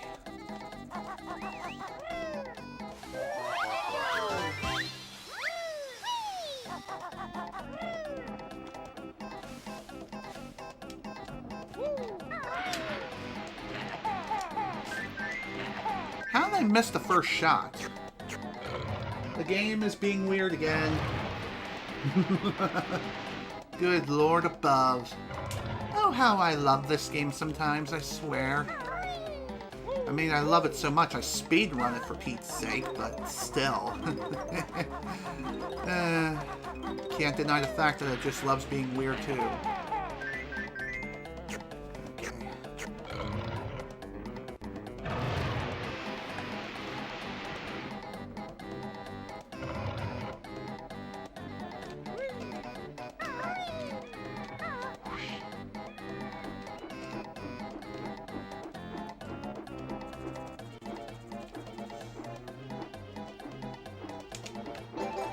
Okay, I'm surprised I managed to pull off that.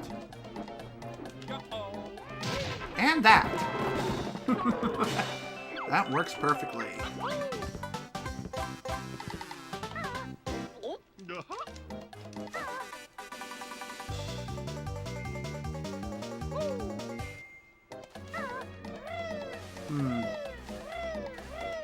Really does stink that I ended up losing a 3 gold feathers there.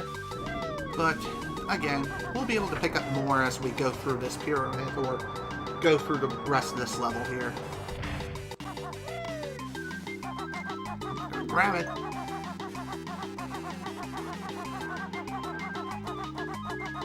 Probably not going to make it to the pyramid now, or make it to the door before it closes, unfortunately. Yep. Not enough. Oh, wow! Holy crap! Well, I proved myself wrong. Wow, I'm kind of surprised that it allowed me in. Because usually after around the 2-second mark, that's when the door starts to close and then you're not able to get inside. In which case, if that happens, damn.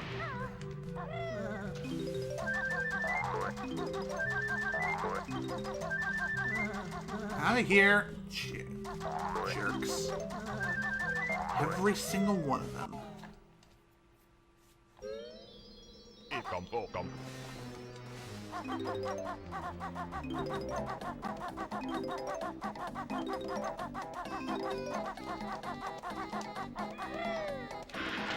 Dang it.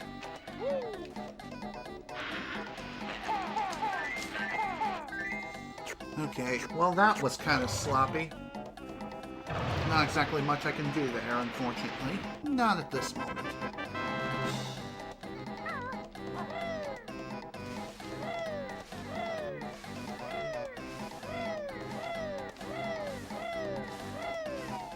Alright, let's go. Next stop, the Maze of Death.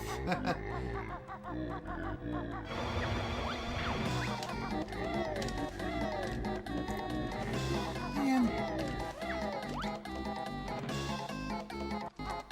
How? Seriously, screw the goddamn camera. Oh my god. Screw it.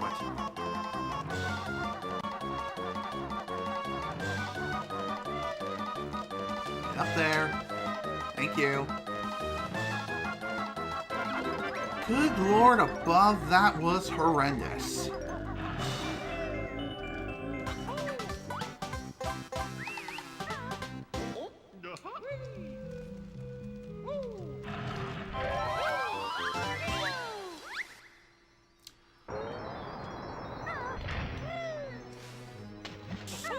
Wow, okay.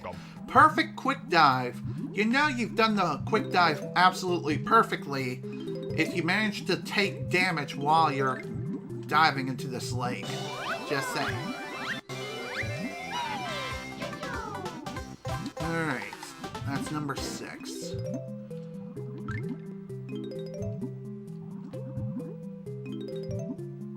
Let's see, there's one from a Trunker that I still need to get. Right, there's still the snake.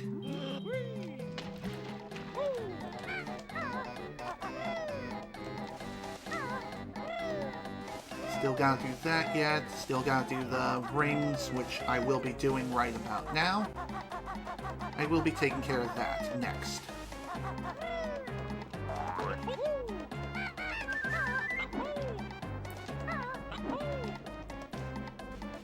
And unfortunately, we will have to do this the normal intended way. There is a way where you can just pass through the rings as you're going through the level and just do like 1 or 2 at a time. And it involves positioning the camera in just a way where you are able to run to the first spawn point of these statues before they even start, or start rising from the sand.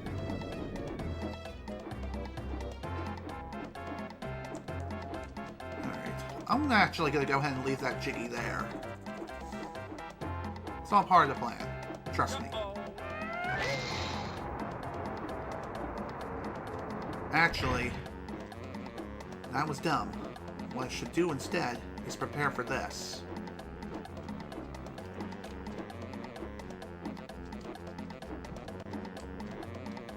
Hopefully I can pull this off. Damn it! Well, that sucked. Now we definitely have to do this the intended way or bust!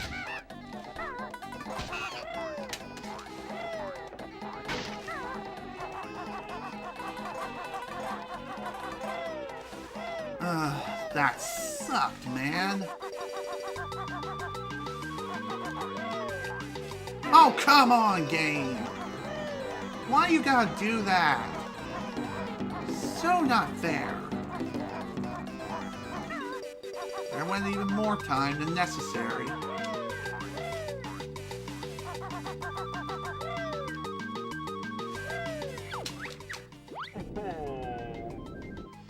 Whew. Okay, what I was trying to do there is... there's a way that you can actually perform a beat bomb into Grabba's hand. And if you manage to pull it off, then you'll be able to essentially fly and not only grab the Jiggy, but continue flying and then proceed onward to the next task. Which the next task in this case is going to be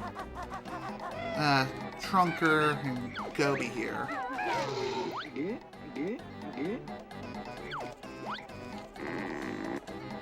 Really sucks that it has to come down to this, but unfortunately, sometimes things just do not work out. Oh my god, seriously?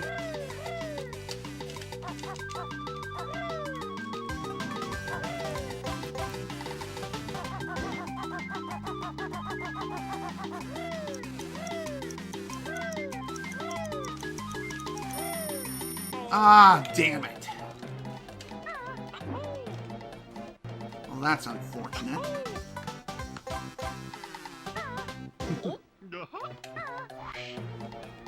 Yeah, until the Jiggy is in between Banjo's legs.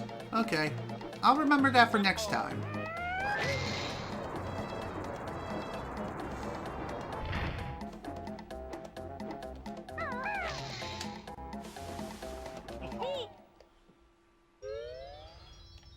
Alright, one more thing that we have to do before we wrap this level up completely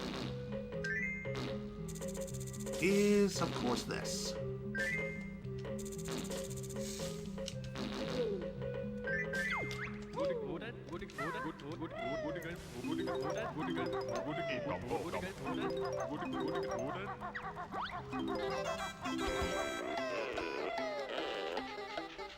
Alright.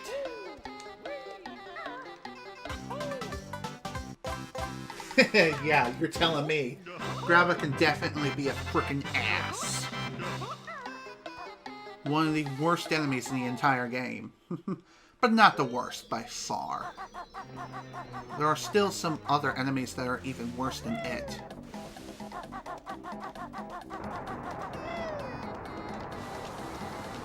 God damn it.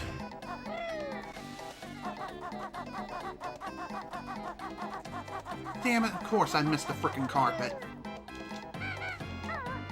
Now we gotta fly up there.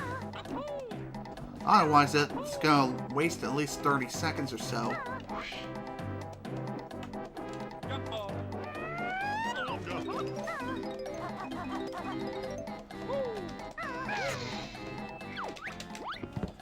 Okay.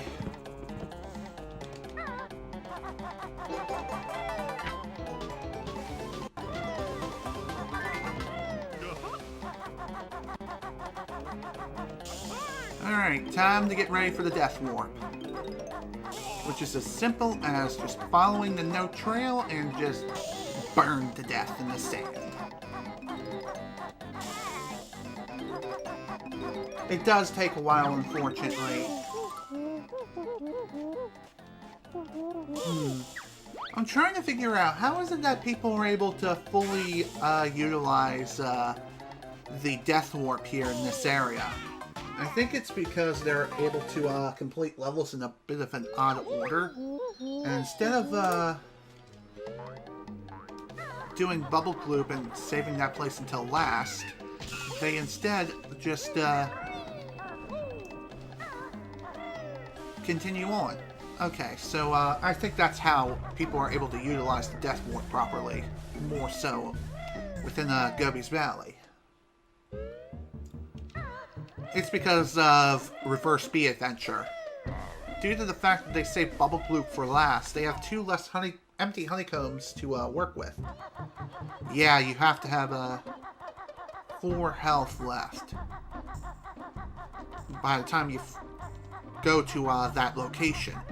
Which, if you're playing through the game kind of in the intended order, then your health is refilled after you grab the empty honeycomb piece. So, you have to waste even more time just trying to KMS.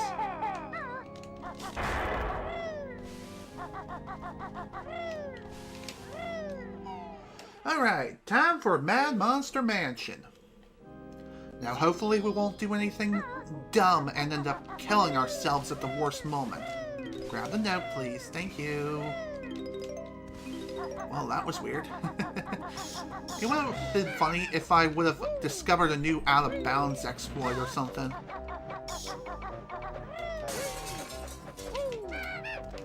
Granted, that out-of-bounds, if that would have happened, it wouldn't have been very useful at all.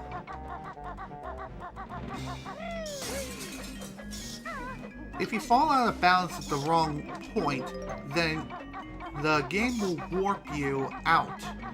It'll warp you back to the very beginning of the level. It won't necessarily kill you, per se. It'll just teleport you back to the beginning.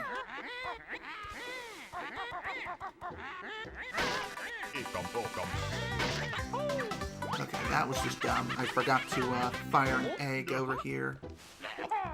Okay.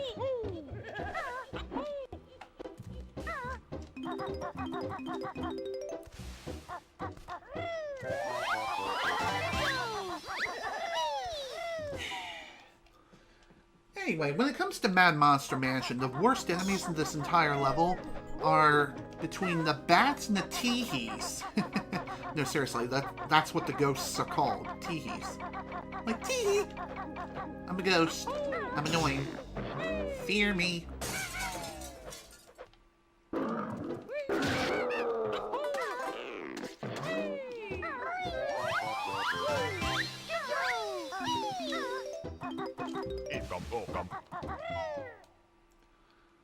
Okay.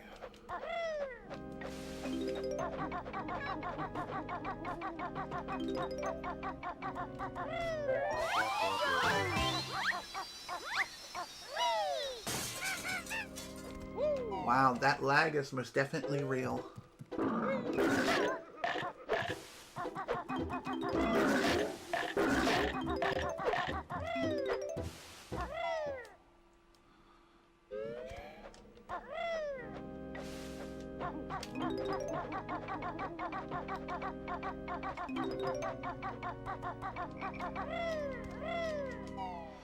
Okay. Worst enemies are the Jinjos. Funny.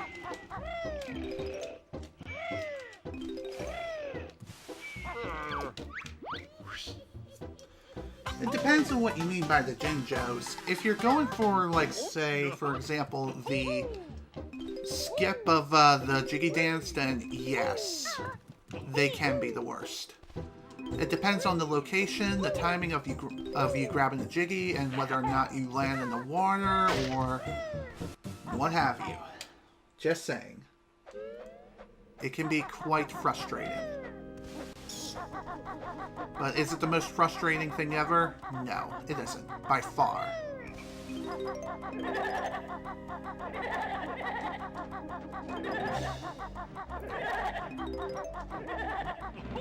Oh, man. Seriously, screw these frickin' teehees.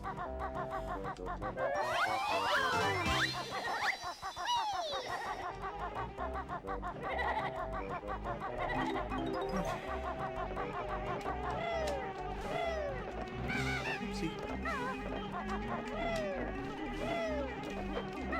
Ah, freaking Buttershoes McGee. Buttershoes strikes again. I hate that crap.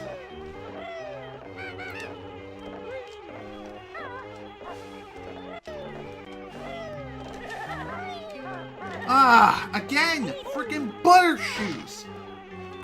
Wow, I just screwed myself big time.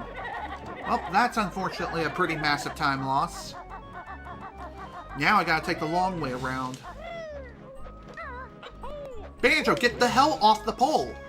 Okay, did I just bounce off of that bat? Why did that happen? Banjo, you're not Super Mario. You can't go around impersonating him. That's just not how it works. I know that the game technically ran into a little bit of trouble with Nintendo when they were first trying to get the game on N64. But even so, though, it doesn't mean that you can just screw around and do what you want.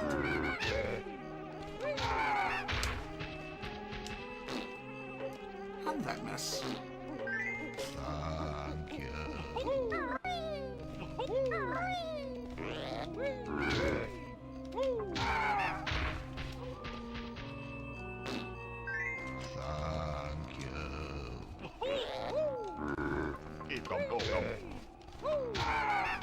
Seriously though, these pots can be kind of problematic when it comes to trying to poop an egg into them.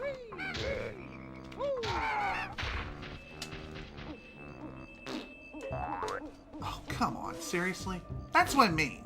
Sometimes it'll either bounce out of the pot completely, or it'll just bounce right back out before it hits the trigger.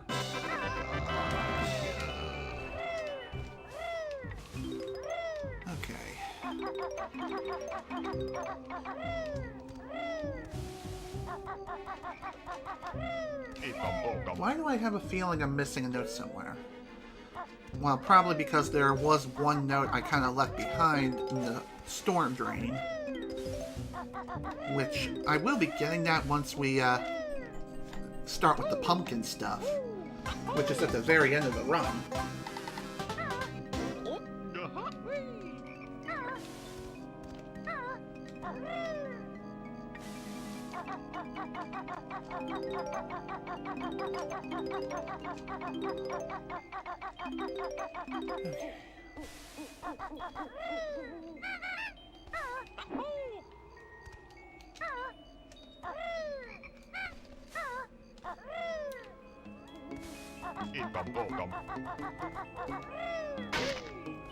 Alright, next up is going to be this wonderful room. What I like to call the ice skating room. Also, that was bullshit. That's what we call bullshit here.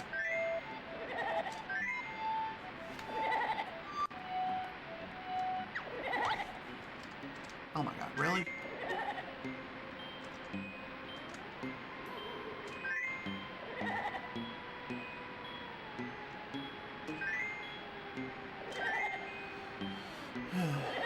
Figures I would end up getting the wrong A first.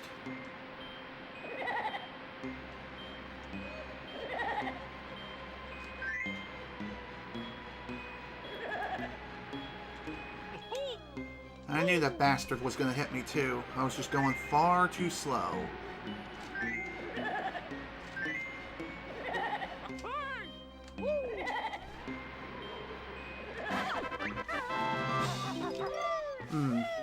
Well, that definitely sucked.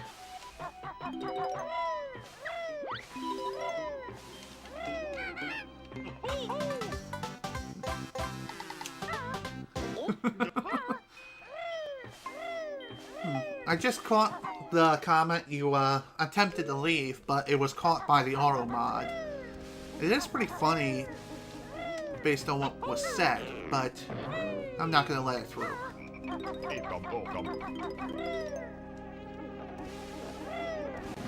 Okay. Next.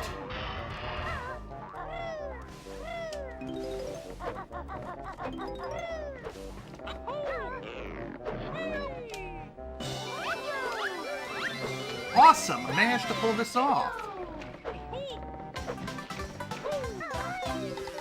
That is one skip that's probably one of the most difficult skips in the entire game.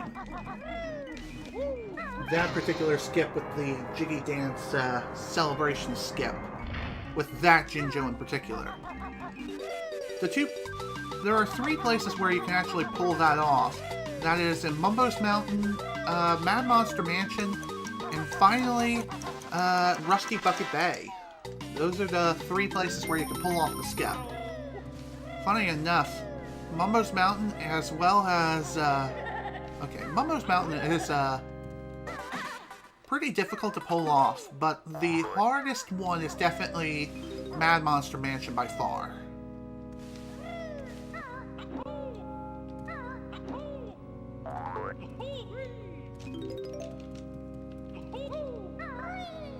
Alright.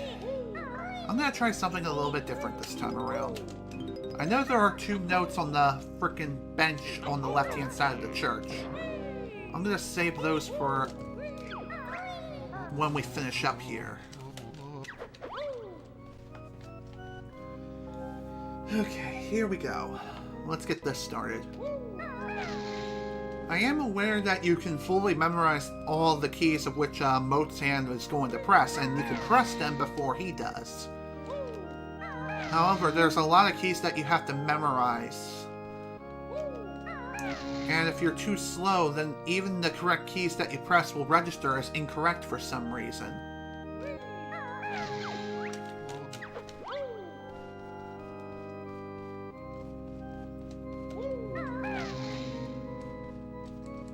Okay. Surprised that even registered as correct.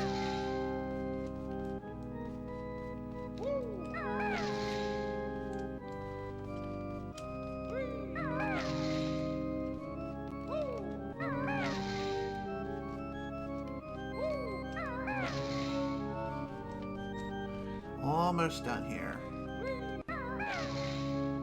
Just got a few more keys to press and then we'll be on our merry way.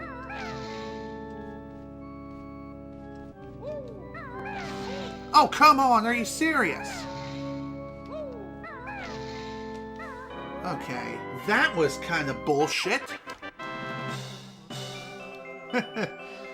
Like seriously, I hit the key just as he did.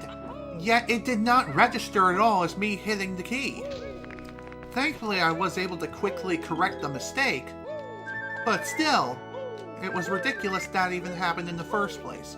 What's also ridiculous? Me not being able to grab the damn note and I have to do like 4 or 5 hops over it, over and over again.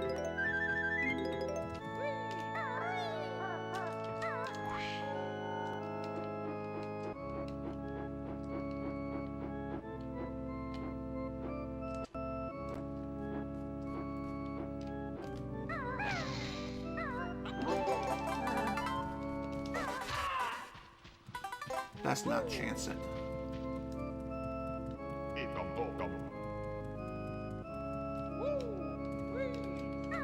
Okay.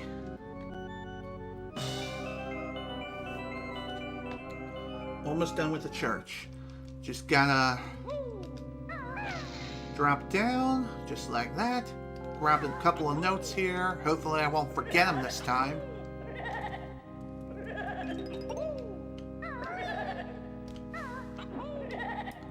Of course, this guy has to be an asshole.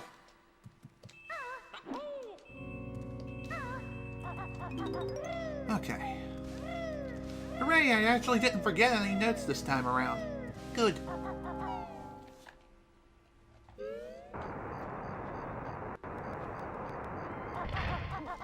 Okay.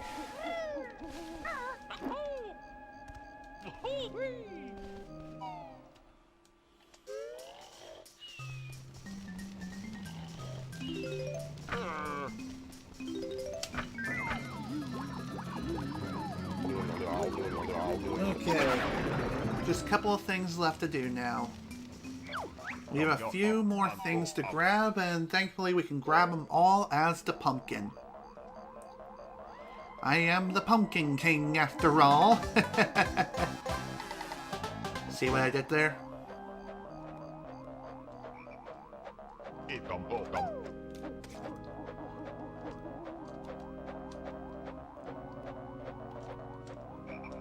I am aware that you can actually just jump to where you need to be after reaching a certain height on the slope.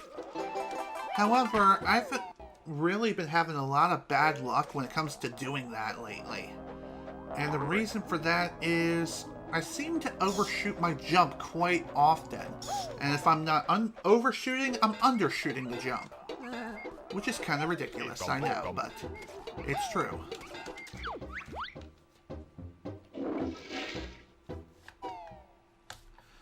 Okay, in we go. Into the frickin' toilet.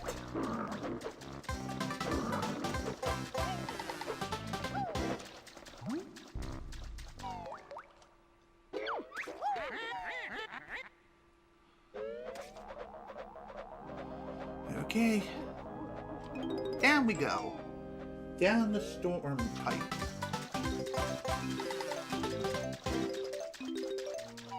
Alright. Okay, we're just about done here. We just got a few more notes to pick up in the last jiggy as well, which is quite literally in the well. Wasn't trying to make a clever pun. I'm just stating the obvious.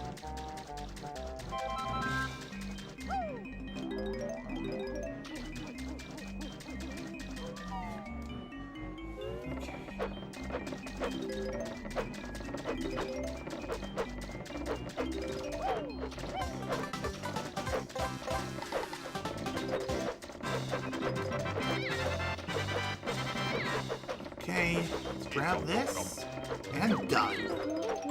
We are officially done with Mad Monster Mansion. Thanks, dude.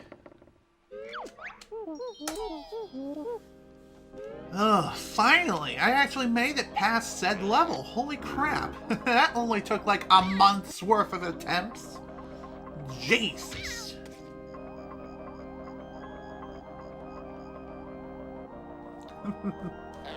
Oh, Lord, have mercy. Granted, we still have a ways to go yet, which is, of course, going to be Rusty Bucket Bay. My god, that level frickin' blows. It's definitely the worst level in the game, but oddly enough, it's one of my faster levels.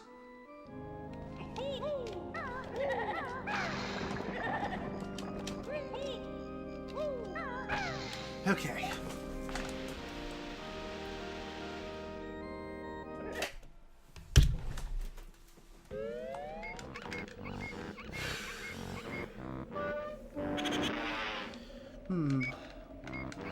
Fun fact, it's actually faster to save and quit on Xbox as opposed to going through the game over sequence. Or just resetting the whole game in general. But on N64, it's the other way around. And the reason as to why is because of the fact that you can skip the cutscene so long as you've seen it at least once. Also sweet. Nice ejection. Okay.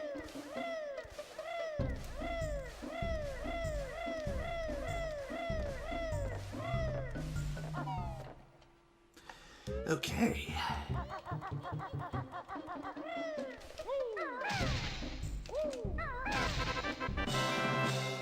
Oh man, just missed the frickin' spawn again.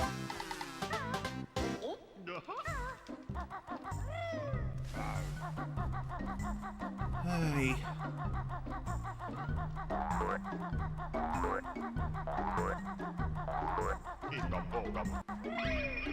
Dang it, frickin' missed the pot.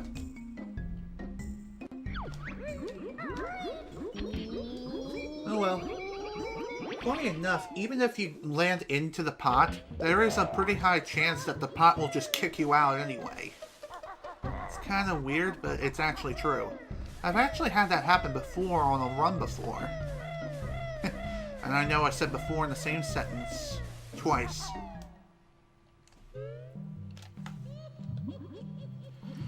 Okay, here we go. Time for hell on a frickin' ship. This is definitely gonna be fun, said no one ever.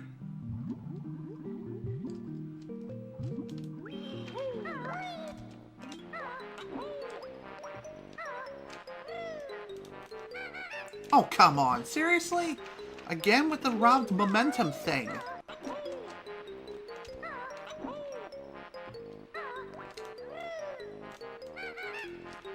Again? Are you serious? Don't do this to me now, game.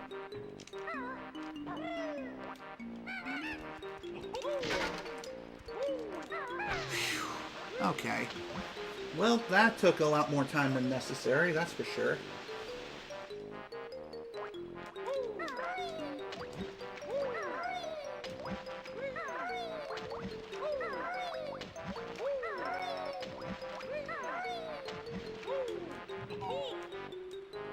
Alright.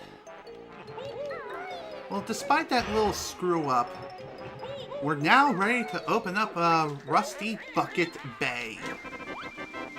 Let's get this party started.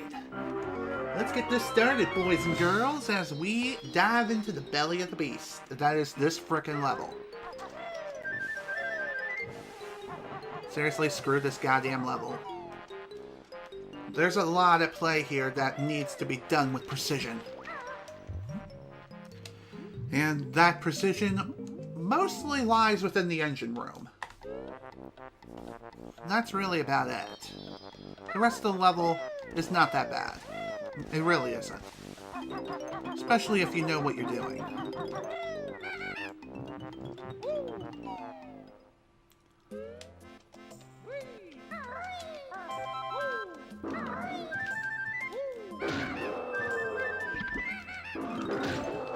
I'm surprised that even counted as a hit and a kill for that matter. Just saying.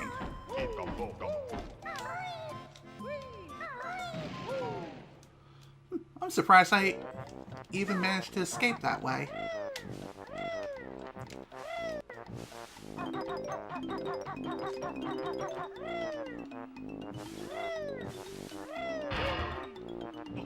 Alright, into the engine room we go.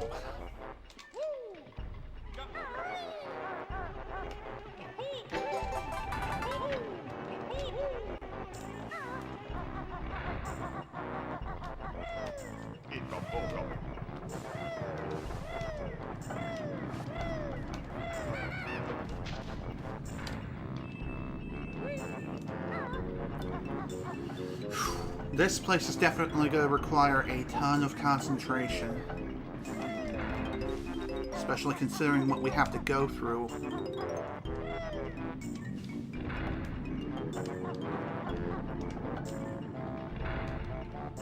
I don't know why the camera's being kind of picky with me right now, giving me these weird angles.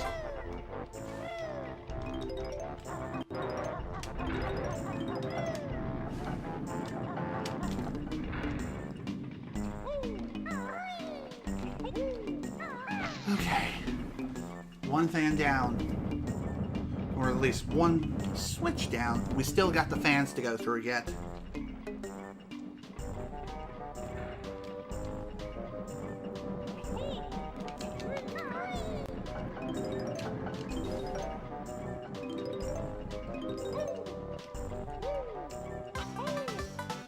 Okay, that one's done.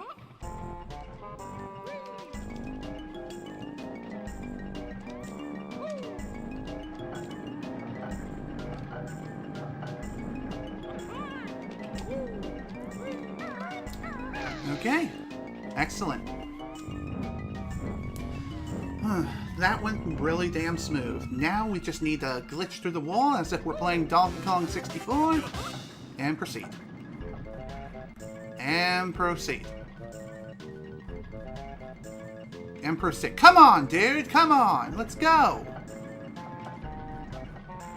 There we go. Jeez, that was annoying.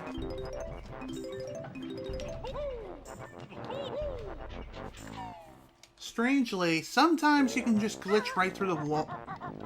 Glitch through the wall right away, and other times it ends up being incredibly stubborn. Also, I'm not going to take any chances with this. It took a while to get through the wall in the first place, so I'm just going to go ahead and grab the Jiggy now, as opposed to waiting until after I grab the other Jiggies. I mean, the other notes over here.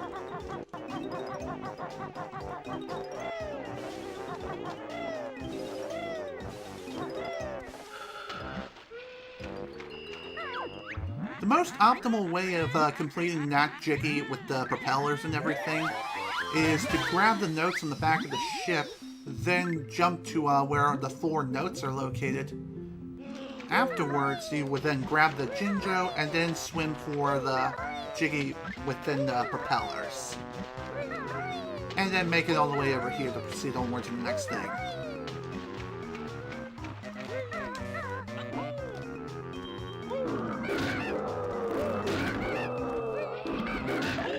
Okay, that was complete bullshit, and you know it, game.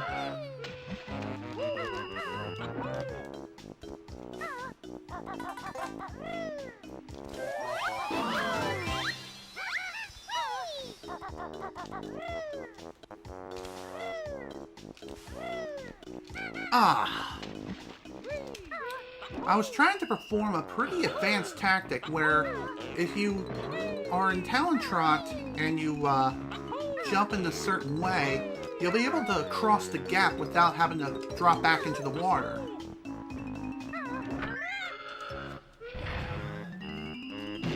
But of course, I'm not exactly the best when it comes to playing this game, as you've clearly seen. Especially with Bubble Gloop Swamp, where that one I had a pretty close call with frickin' Death himself, to the frickin' Tip-Top Choir of Doom.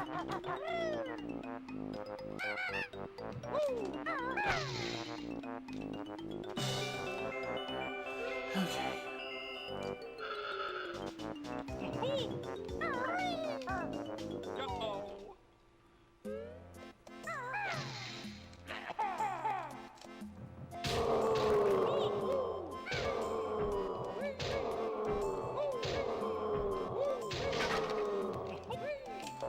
I know there's an optimal way where if you shoot eggs in just the right way and then bounce off of the ball spoonbox while also grabbing the Jiggy, you can skip the animation of grabbing the Jiggy, doing the dance and everything, while also still bouncing off of ball spoonbox. Ah, man. I was trying to avoid that from happening, but apparently the game was not having it. What I was going to do was try to proceed a little bit more safely.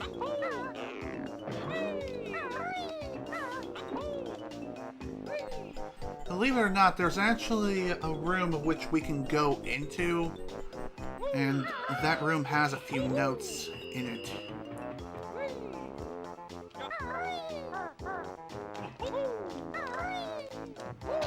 Oh, come on! Frickin' life preserver, am I right?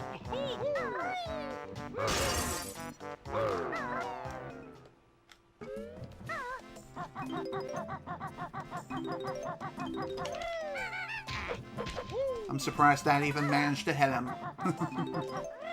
God, I can't believe I received so much damage just from a frickin' life preserver. And we still got a ways to go in this level before we can finish things up here.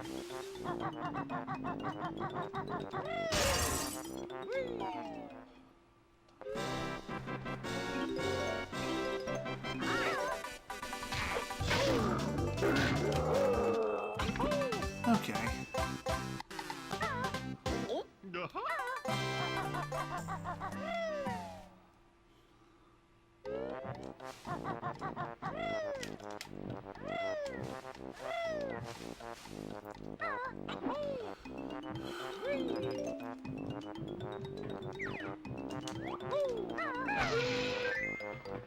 Let's get this started.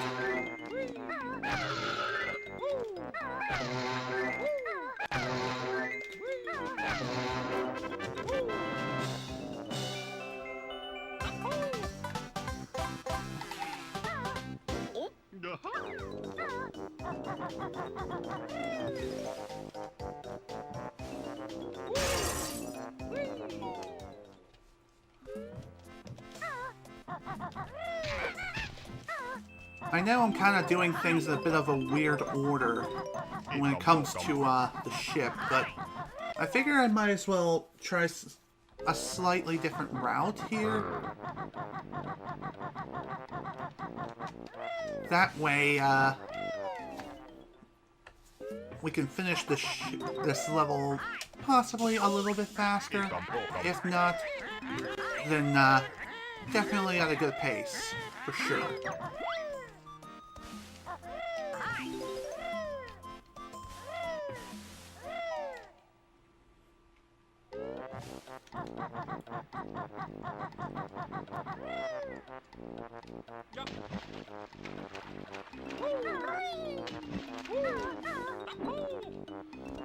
Okay. Let's head in here. Let's head into the frickin' shipping containers.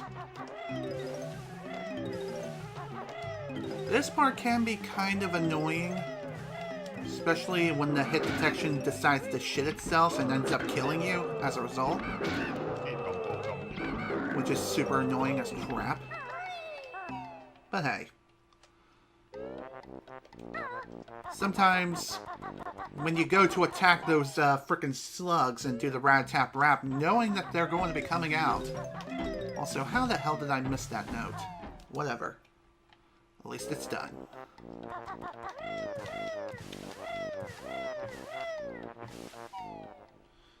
Okay.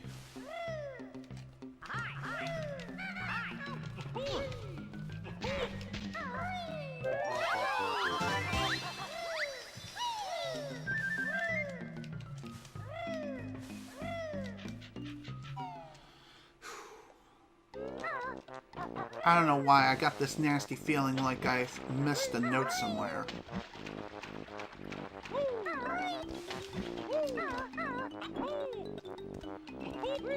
And usually when you have intuition like that, then that means something's definitely up.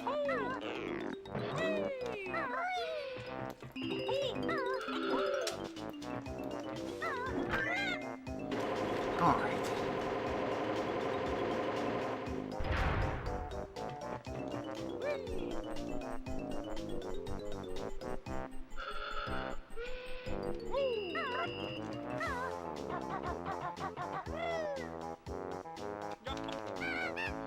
I just realized I still need to get to the top of the ship.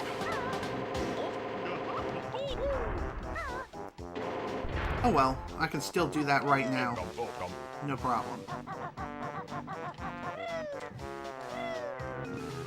Kind of doing things in a very roundabout way when it comes to this level. But sometimes things have to be done in such a weird way, especially when you don't fully optimize everything. Or if you fall like a freaking idiot, like me.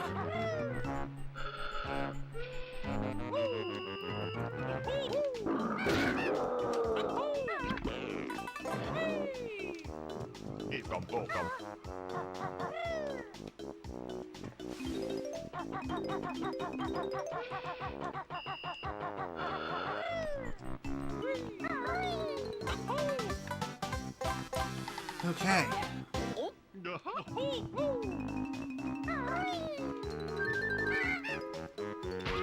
Come on, man. You really have to do that to me right now, game?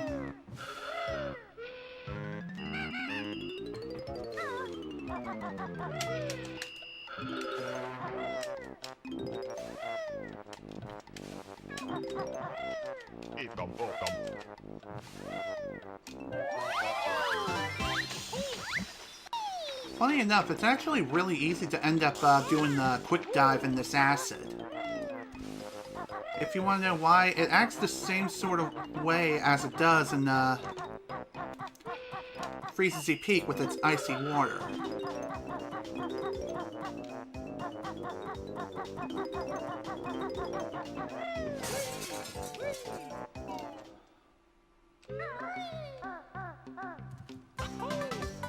Alright. Just a little bit further to go.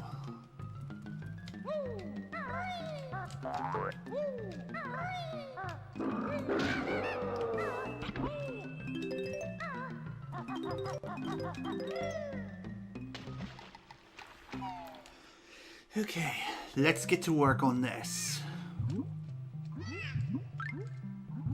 This is the last major thing that we have to do besides the picking up the yellow Jinjo. And that thing, of course, is freeing Snorkel from his untimely prison. And most unfortunate prison, too. Just saying.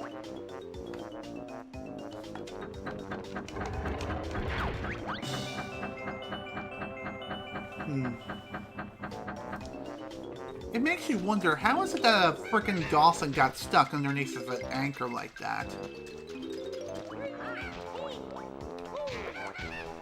Kind of figured that asshole was gonna try something.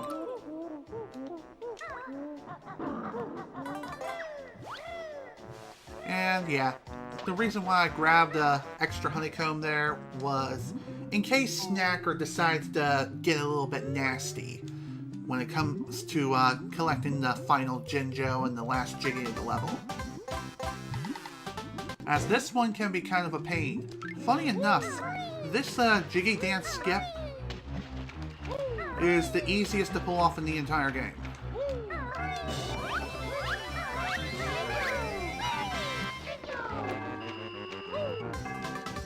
You just do that. However, sometimes for whatever reason, the game does not always allow you to do that. I'm not too sure why that is, but sometimes that can happen. Or if you hit Snacker the wrong way, you'll just bounce back to the platform where the yellow Jinjo was previously standing. And thus, bad news bears. Not trying to make a pun, I'm just saying.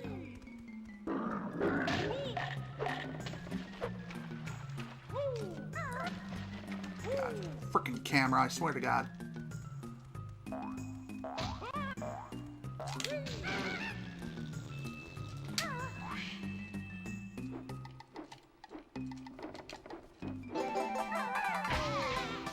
Exactly what I wanted to do.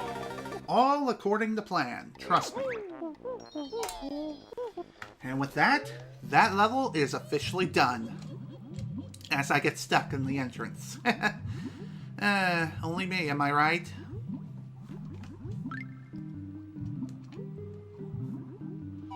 Okay. We're almost there, folks. We just got one last major level to go. Afterwards, it's the quiz show, which we can basically skip. Mostly. We still have to answer 5 questions minimum, and pray to God that we get good RNG. So, the RNG I'm talking about is not getting a grunty question or a visual question on the depth square that we need to use. Seriously, those are the only caveats that are necessary to avoid a fiery fate when trying to perform the new Ninpulk skip. Seriously, that's the last thing we need, is to have a skip like that fail. Especially when you're on a really good pace.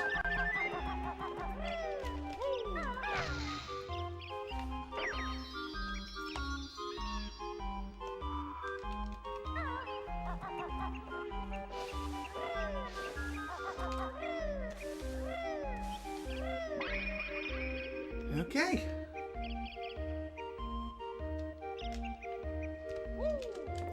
In we go. Time to open up Click Clock Wood.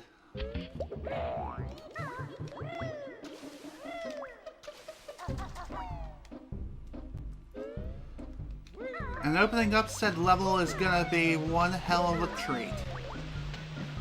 Click Clock Wood itself is not the most difficult thing in the world. By far.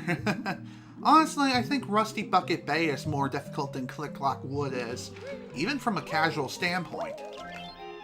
I'm just saying, it's nowhere near as difficult as Rusty Bucket Bay is.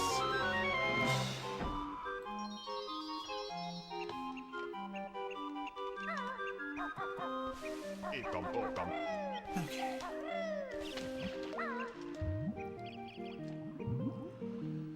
now that the level is officially open, let's get ready to head right on in. Come on in.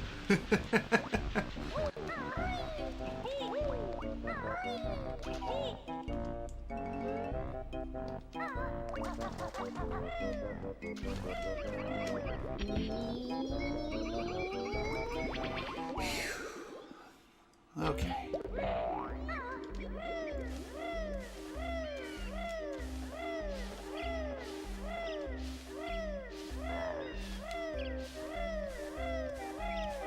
Alright, here we go. Click, clock, wood, here we come. Let's not do anything stupid here. Please, for the love of God. Especially when things are this good.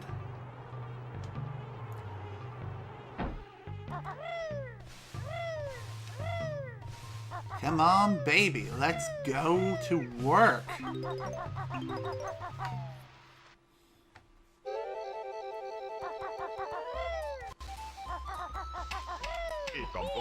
Yeah, I didn't think that would work, but hey. Funny enough, there are some attempts of which I made it to that point, and I managed to grab that Mumbo token without taking damage. It's just the timing of that is kind of strict.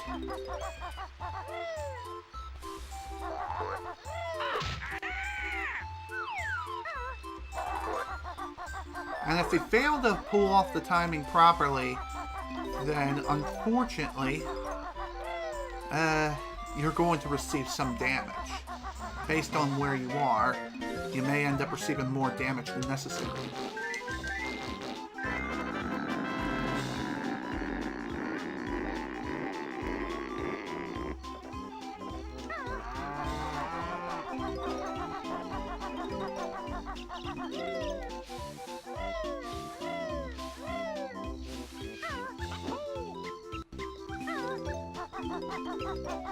Okay.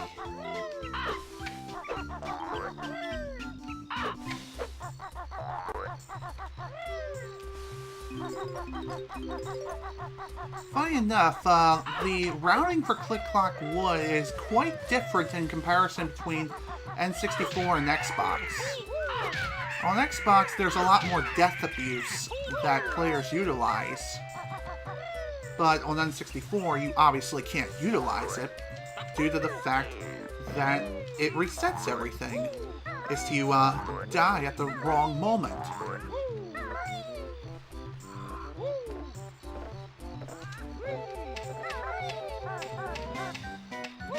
Better to be safe than sorry.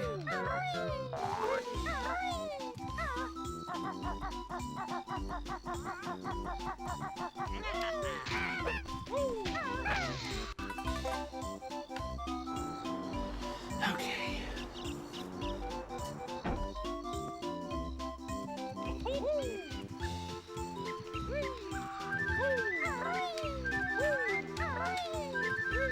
It's funny how I have plenty of feathers. In fact, I'm maxed out at this time. And yet my egg count is kind of okay. But not great.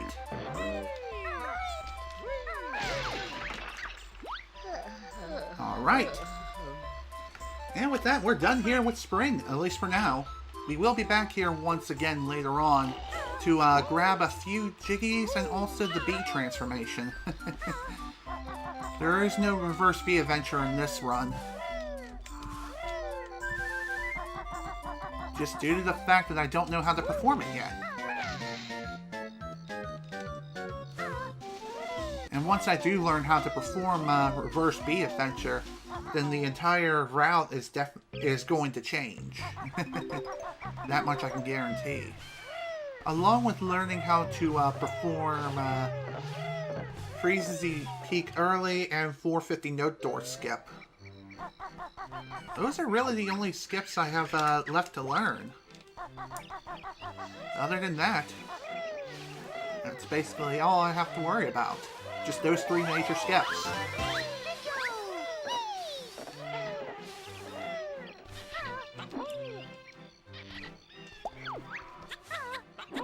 Oh my god. I really hate the leaves here. their hitboxes are wider than their actual models.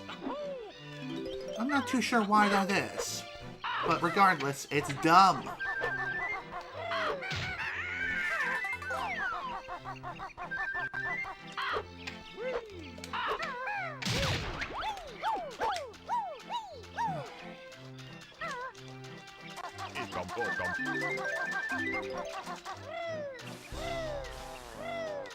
Okay.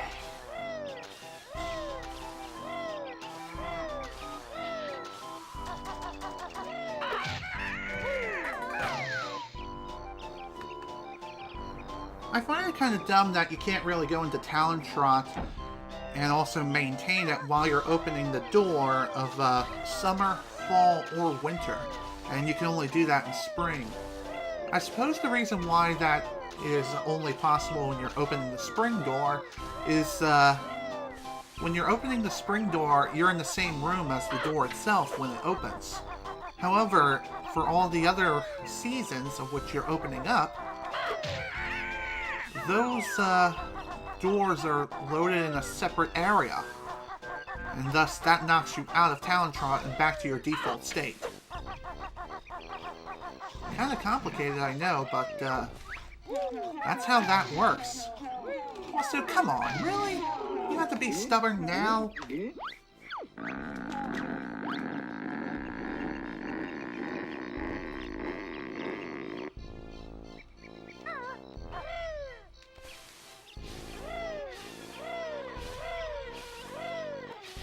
Okay, I'm grabbing this. And I'm glad I did. Now we have all the Mumbo tokens we need for the remainder of the game. That is pretty sweet, how we're able to multitask so well. Oh my god. How did I slip off like that? Thankfully I was able to save myself, but still.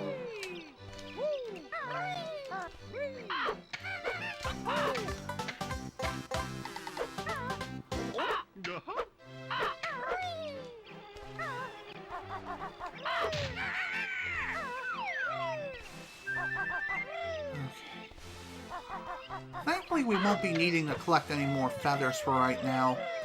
Well, at least red feathers, but gold feathers are a different story altogether. My gold feather count is not very good. Yeah, I definitely need at least 6 for fall. Otherwise, things are going to get really messy really quickly. Actually, it's going to get messy now.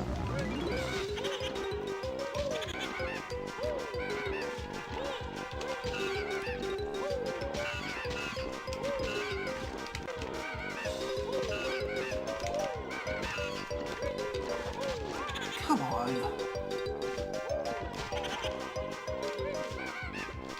Why are they so freaking hard to hit? That's what I get for wasting gold feathers so much earlier on. The most optimal way of dealing with them is to use at least 3 to 4 gold feathers to deal with the hornets as they come charging at you. They'll kill themselves upon impact. But since I only have 2 left, I couldn't really utilize that strategy like I usually could. I ended up using more gold feathers earlier on in the playthrough than I should have. Really? Oh my god, that was too close.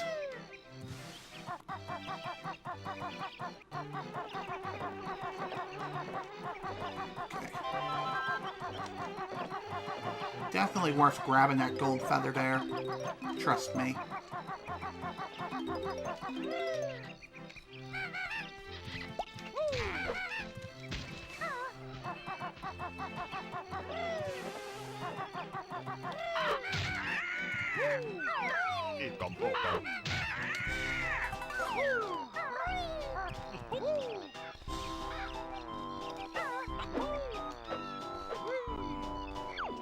Okay.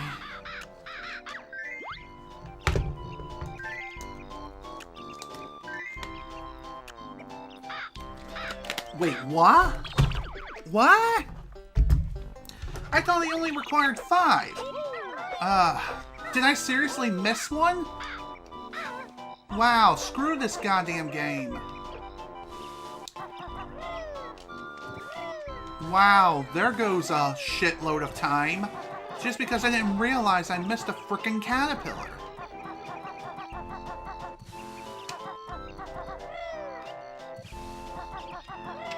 I hope I don't have to go too far.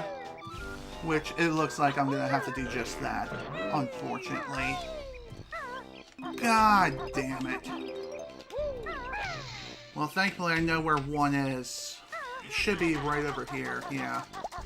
It figures I would end up missing a freaking caterpillar. And now I have to make my way all the way back up again, which wastes so much more freaking time. So freaking dumb. I seriously am a freaking idiot. From not having any gold feathers whatsoever up to this point, to somehow not having enough freaking worms. How? How do I do that?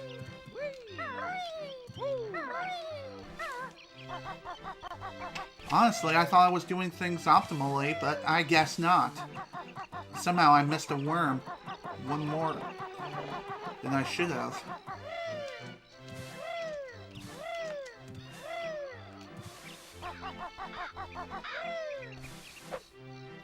There we go. At least that's done. Ugh, damn it. Can't believe I lost like 2 minutes just because of that frickin' blunder. Plus being shocked that I missed one. That also didn't help things either.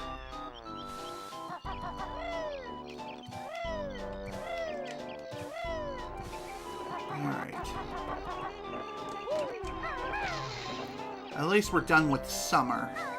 Thank God. Hopefully nothing like that happens again.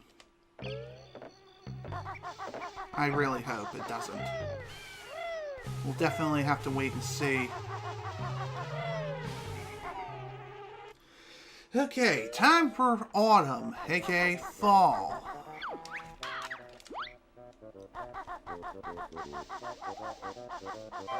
Okay, 4 gold feathers is the bare minimum of what I need, especially for these notes over here.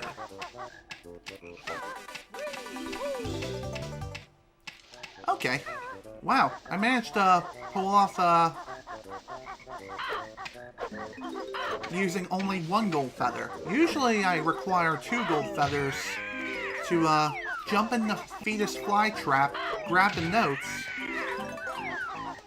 and then jump out of it.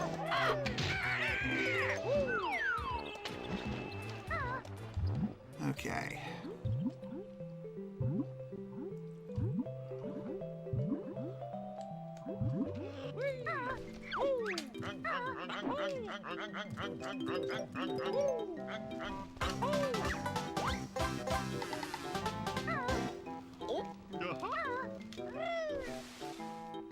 Okay, well, that didn't quite work so well. I was trying to perform yet another quick dive as I was trying to leave the beaver's house. Performing a quick dive there actually helps out quite a bit. Shortens the length of the time required to complete your swimming. Your swimming task of exiting the house.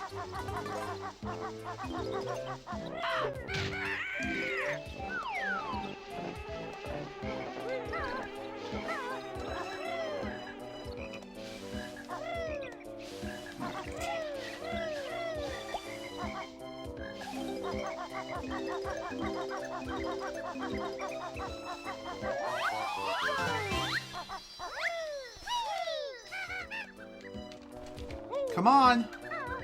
Thank you. Jesus. Damn, man.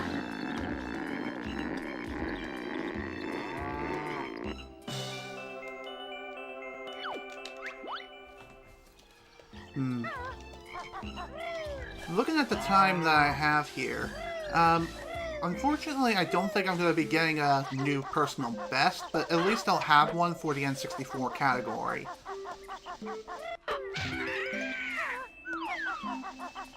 So as long as I have one, that's all that really matters, but I still would like to at least try to get a personal best that's better than my Xbox record on N64. Honestly, I think the reason why I couldn't do so was solely due to Bubble Gloop Swamp's shenanigans. And I just screwed up way too much in that level.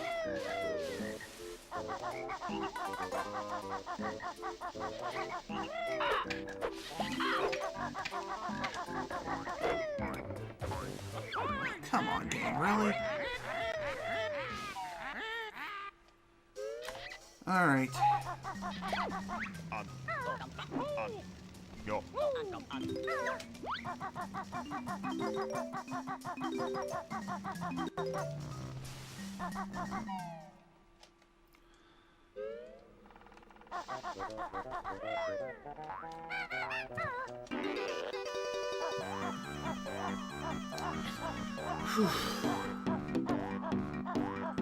Though I may say we may not be able to get a PB here, it may still very well be possible that I can do it.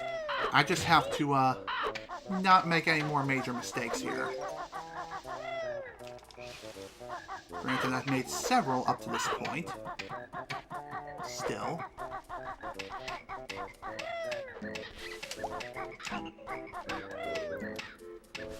Okay. Oh my, seriously? Well, it's not like you need to kill the birds anyway. I just would like them dead, so that way we don't have to worry about them.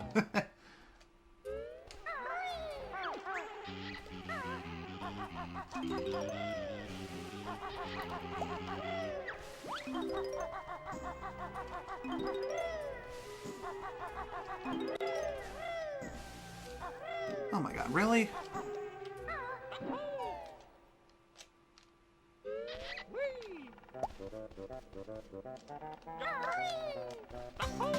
Funny enough, when it comes to this flower jiggy in particular, I've seen players, or at least the top runners, quote-unquote soft-lock the game by making the flower bloom in spring. And upon doing that, the camera gets stuck on the flower's position, unable to escape the viewpoint of that particular plant. So what players then have to do is navigate all the way to Mumbo's hut completely blind, and also pray that they make it.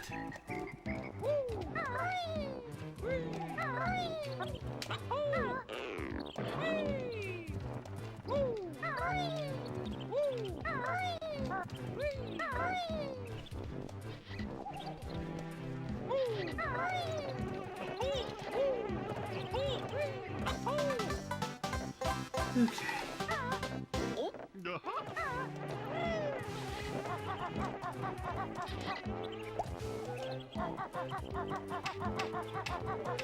Just got a little more to go, and thankfully that dragonfly there, he is an asshole, but he was not in the asshole mood today, and he decided to spawn somewhere else.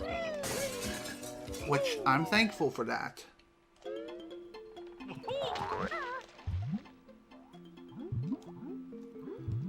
Okay.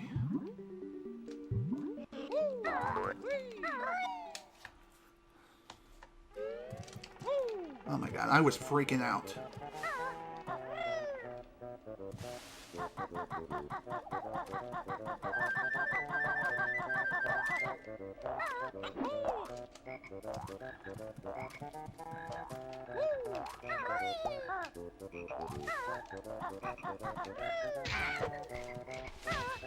Right, there's this one here.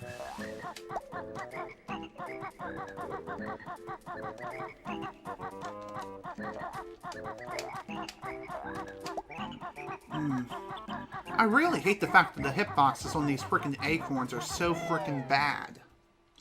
Some of the worst in the entire game. In fact, I think they are the worst things in the entire game.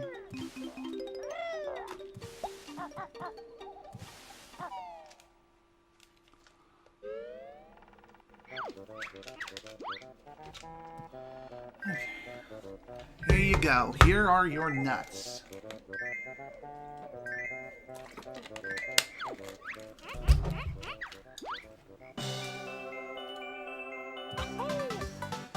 Whew.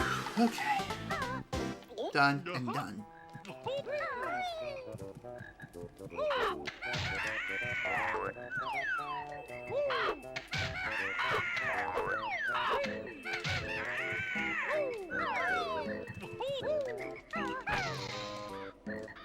Okay, I have more than enough worms. I should be fine.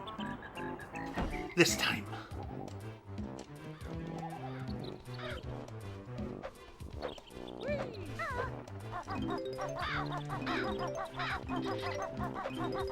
Yeah, most definitely.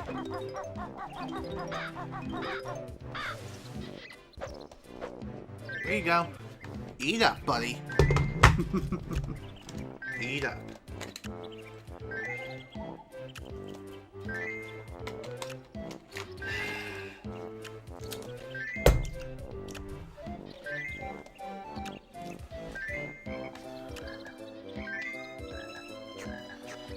Whew. And that, as they say, is that when it comes to fall.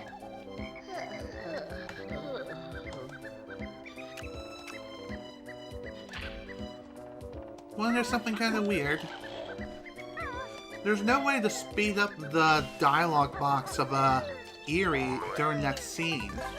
For some weird reason, it's just not possible to speed it up. Even on Xbox, it's not possible. I'm not too sure why that is. But regardless, it is dumb that that's even a thing.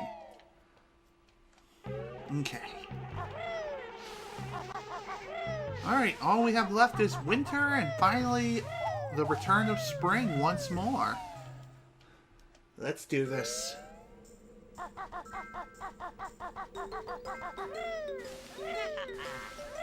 Thankfully, winter is not going to take very long since there are plenty of flight pads everywhere. Plus, there's not much here that we need to worry about anyway.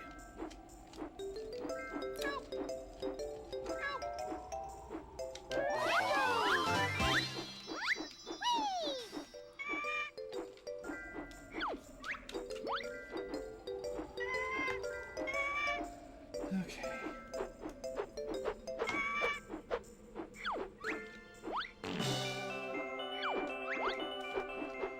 Ooh.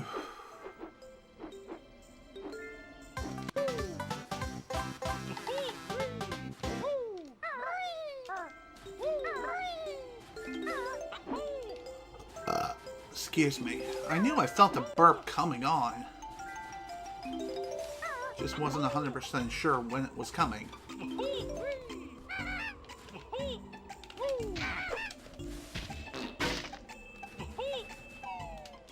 Okay. Come on, get out from under the frickin' tree. Thank you. Jeez. I don't even know how that happened. But regardless, it happened.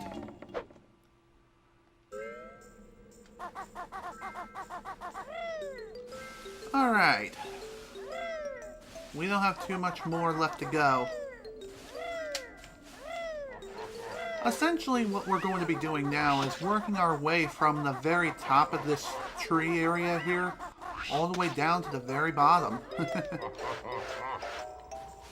So we're kind of going in the opposite direction of which we would typically take when it comes to climbing this tree.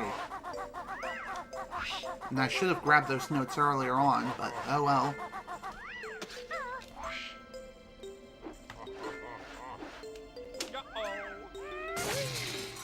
Okay. That'll work.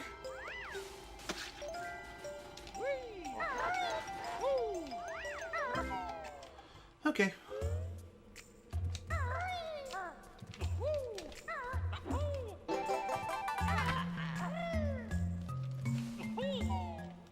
Okay.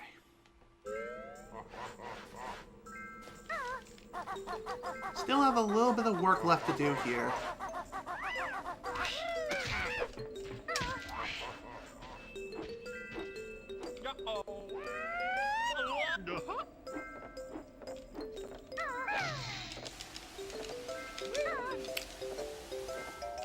Oh, god damn it. This is gonna hurt. Oof. It could have been worse. I could have been dead for all I knew.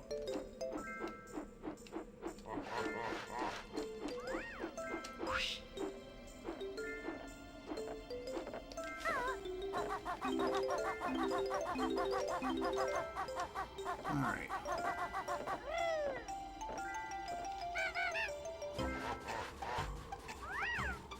Just got a little bit more to go.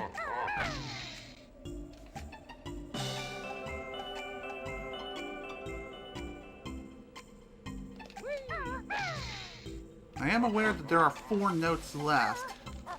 As far as where they are. I'm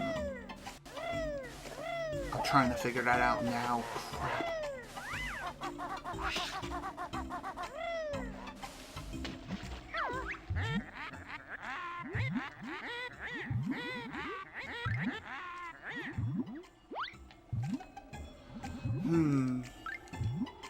Oh. I think I know where they are.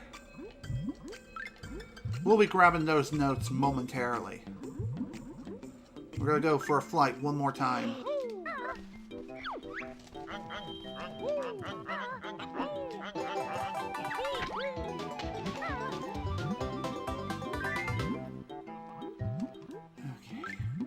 Go. Now, when it comes to the Xbox routing, what they would do here is, since they are on winter, after they collect all 100 notes up to this point, they would then death warp out of the level by means of running into the fireplace of the mole's house. And after doing that, yeah, see, here are the last 4 notes right here. Now I just can't get hit. Bada bing, bada boom, we're done.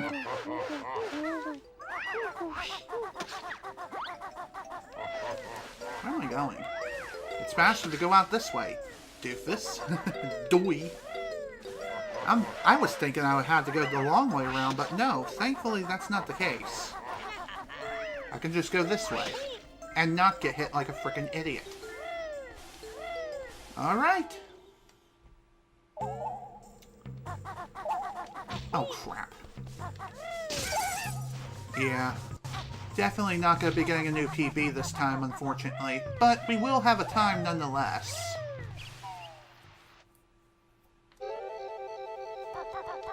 Unless we can somehow magically complete Furnace Spun within 5 minutes and the final battle, too. Which, that isn't outside the realm of possibility, but still, it's very unlikely. Especially after doing that stupid crap. And also having your Rat Attack Wrap completely fail on you. For no reason.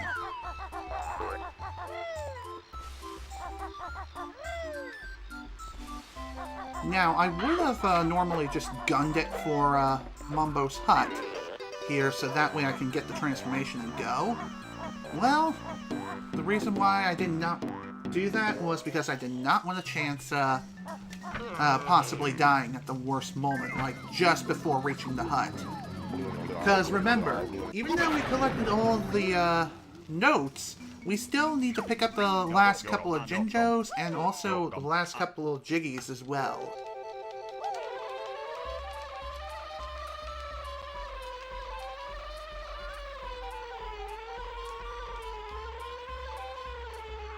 First thing we're picking up is right here. That's item number 1. Item number 2 should be right around the bend. Yep, there it is. And I missed it, of course.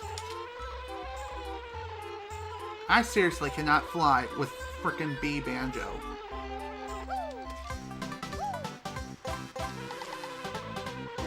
Alright. Last thing we need to do here is grab the purple Jinjo, the Jiggy that's associated with it, and then go out of bounds, and we're out of here. Okay.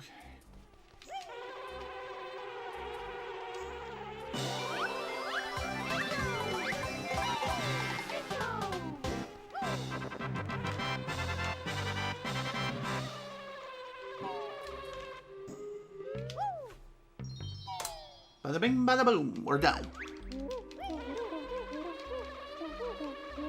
I don't like the fact that I only have 3 health here, but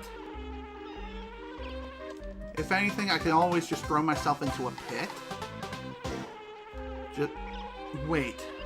Oh, right, I forgot. Well then!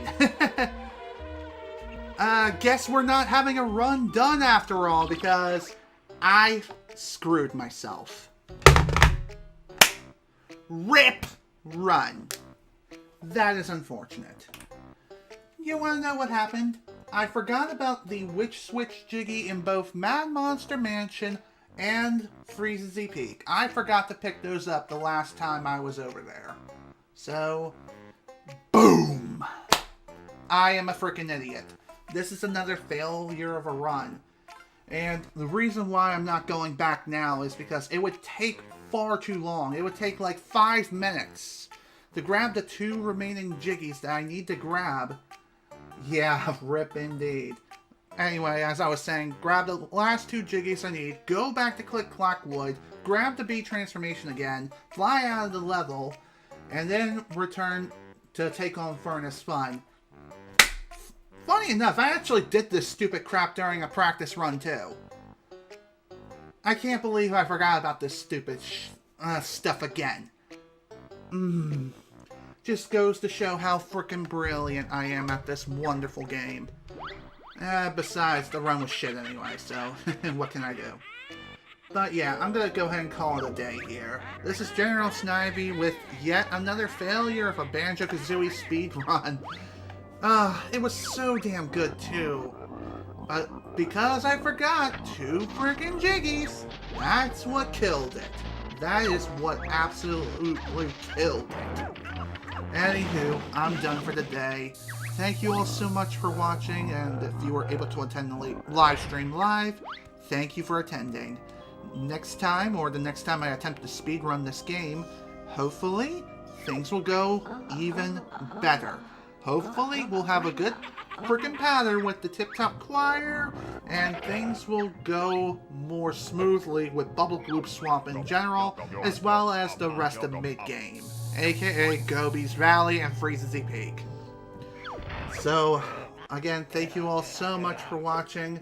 Hope you all enjoyed watching me fail and struggle and do all kinds of stupid crap. See you all next time.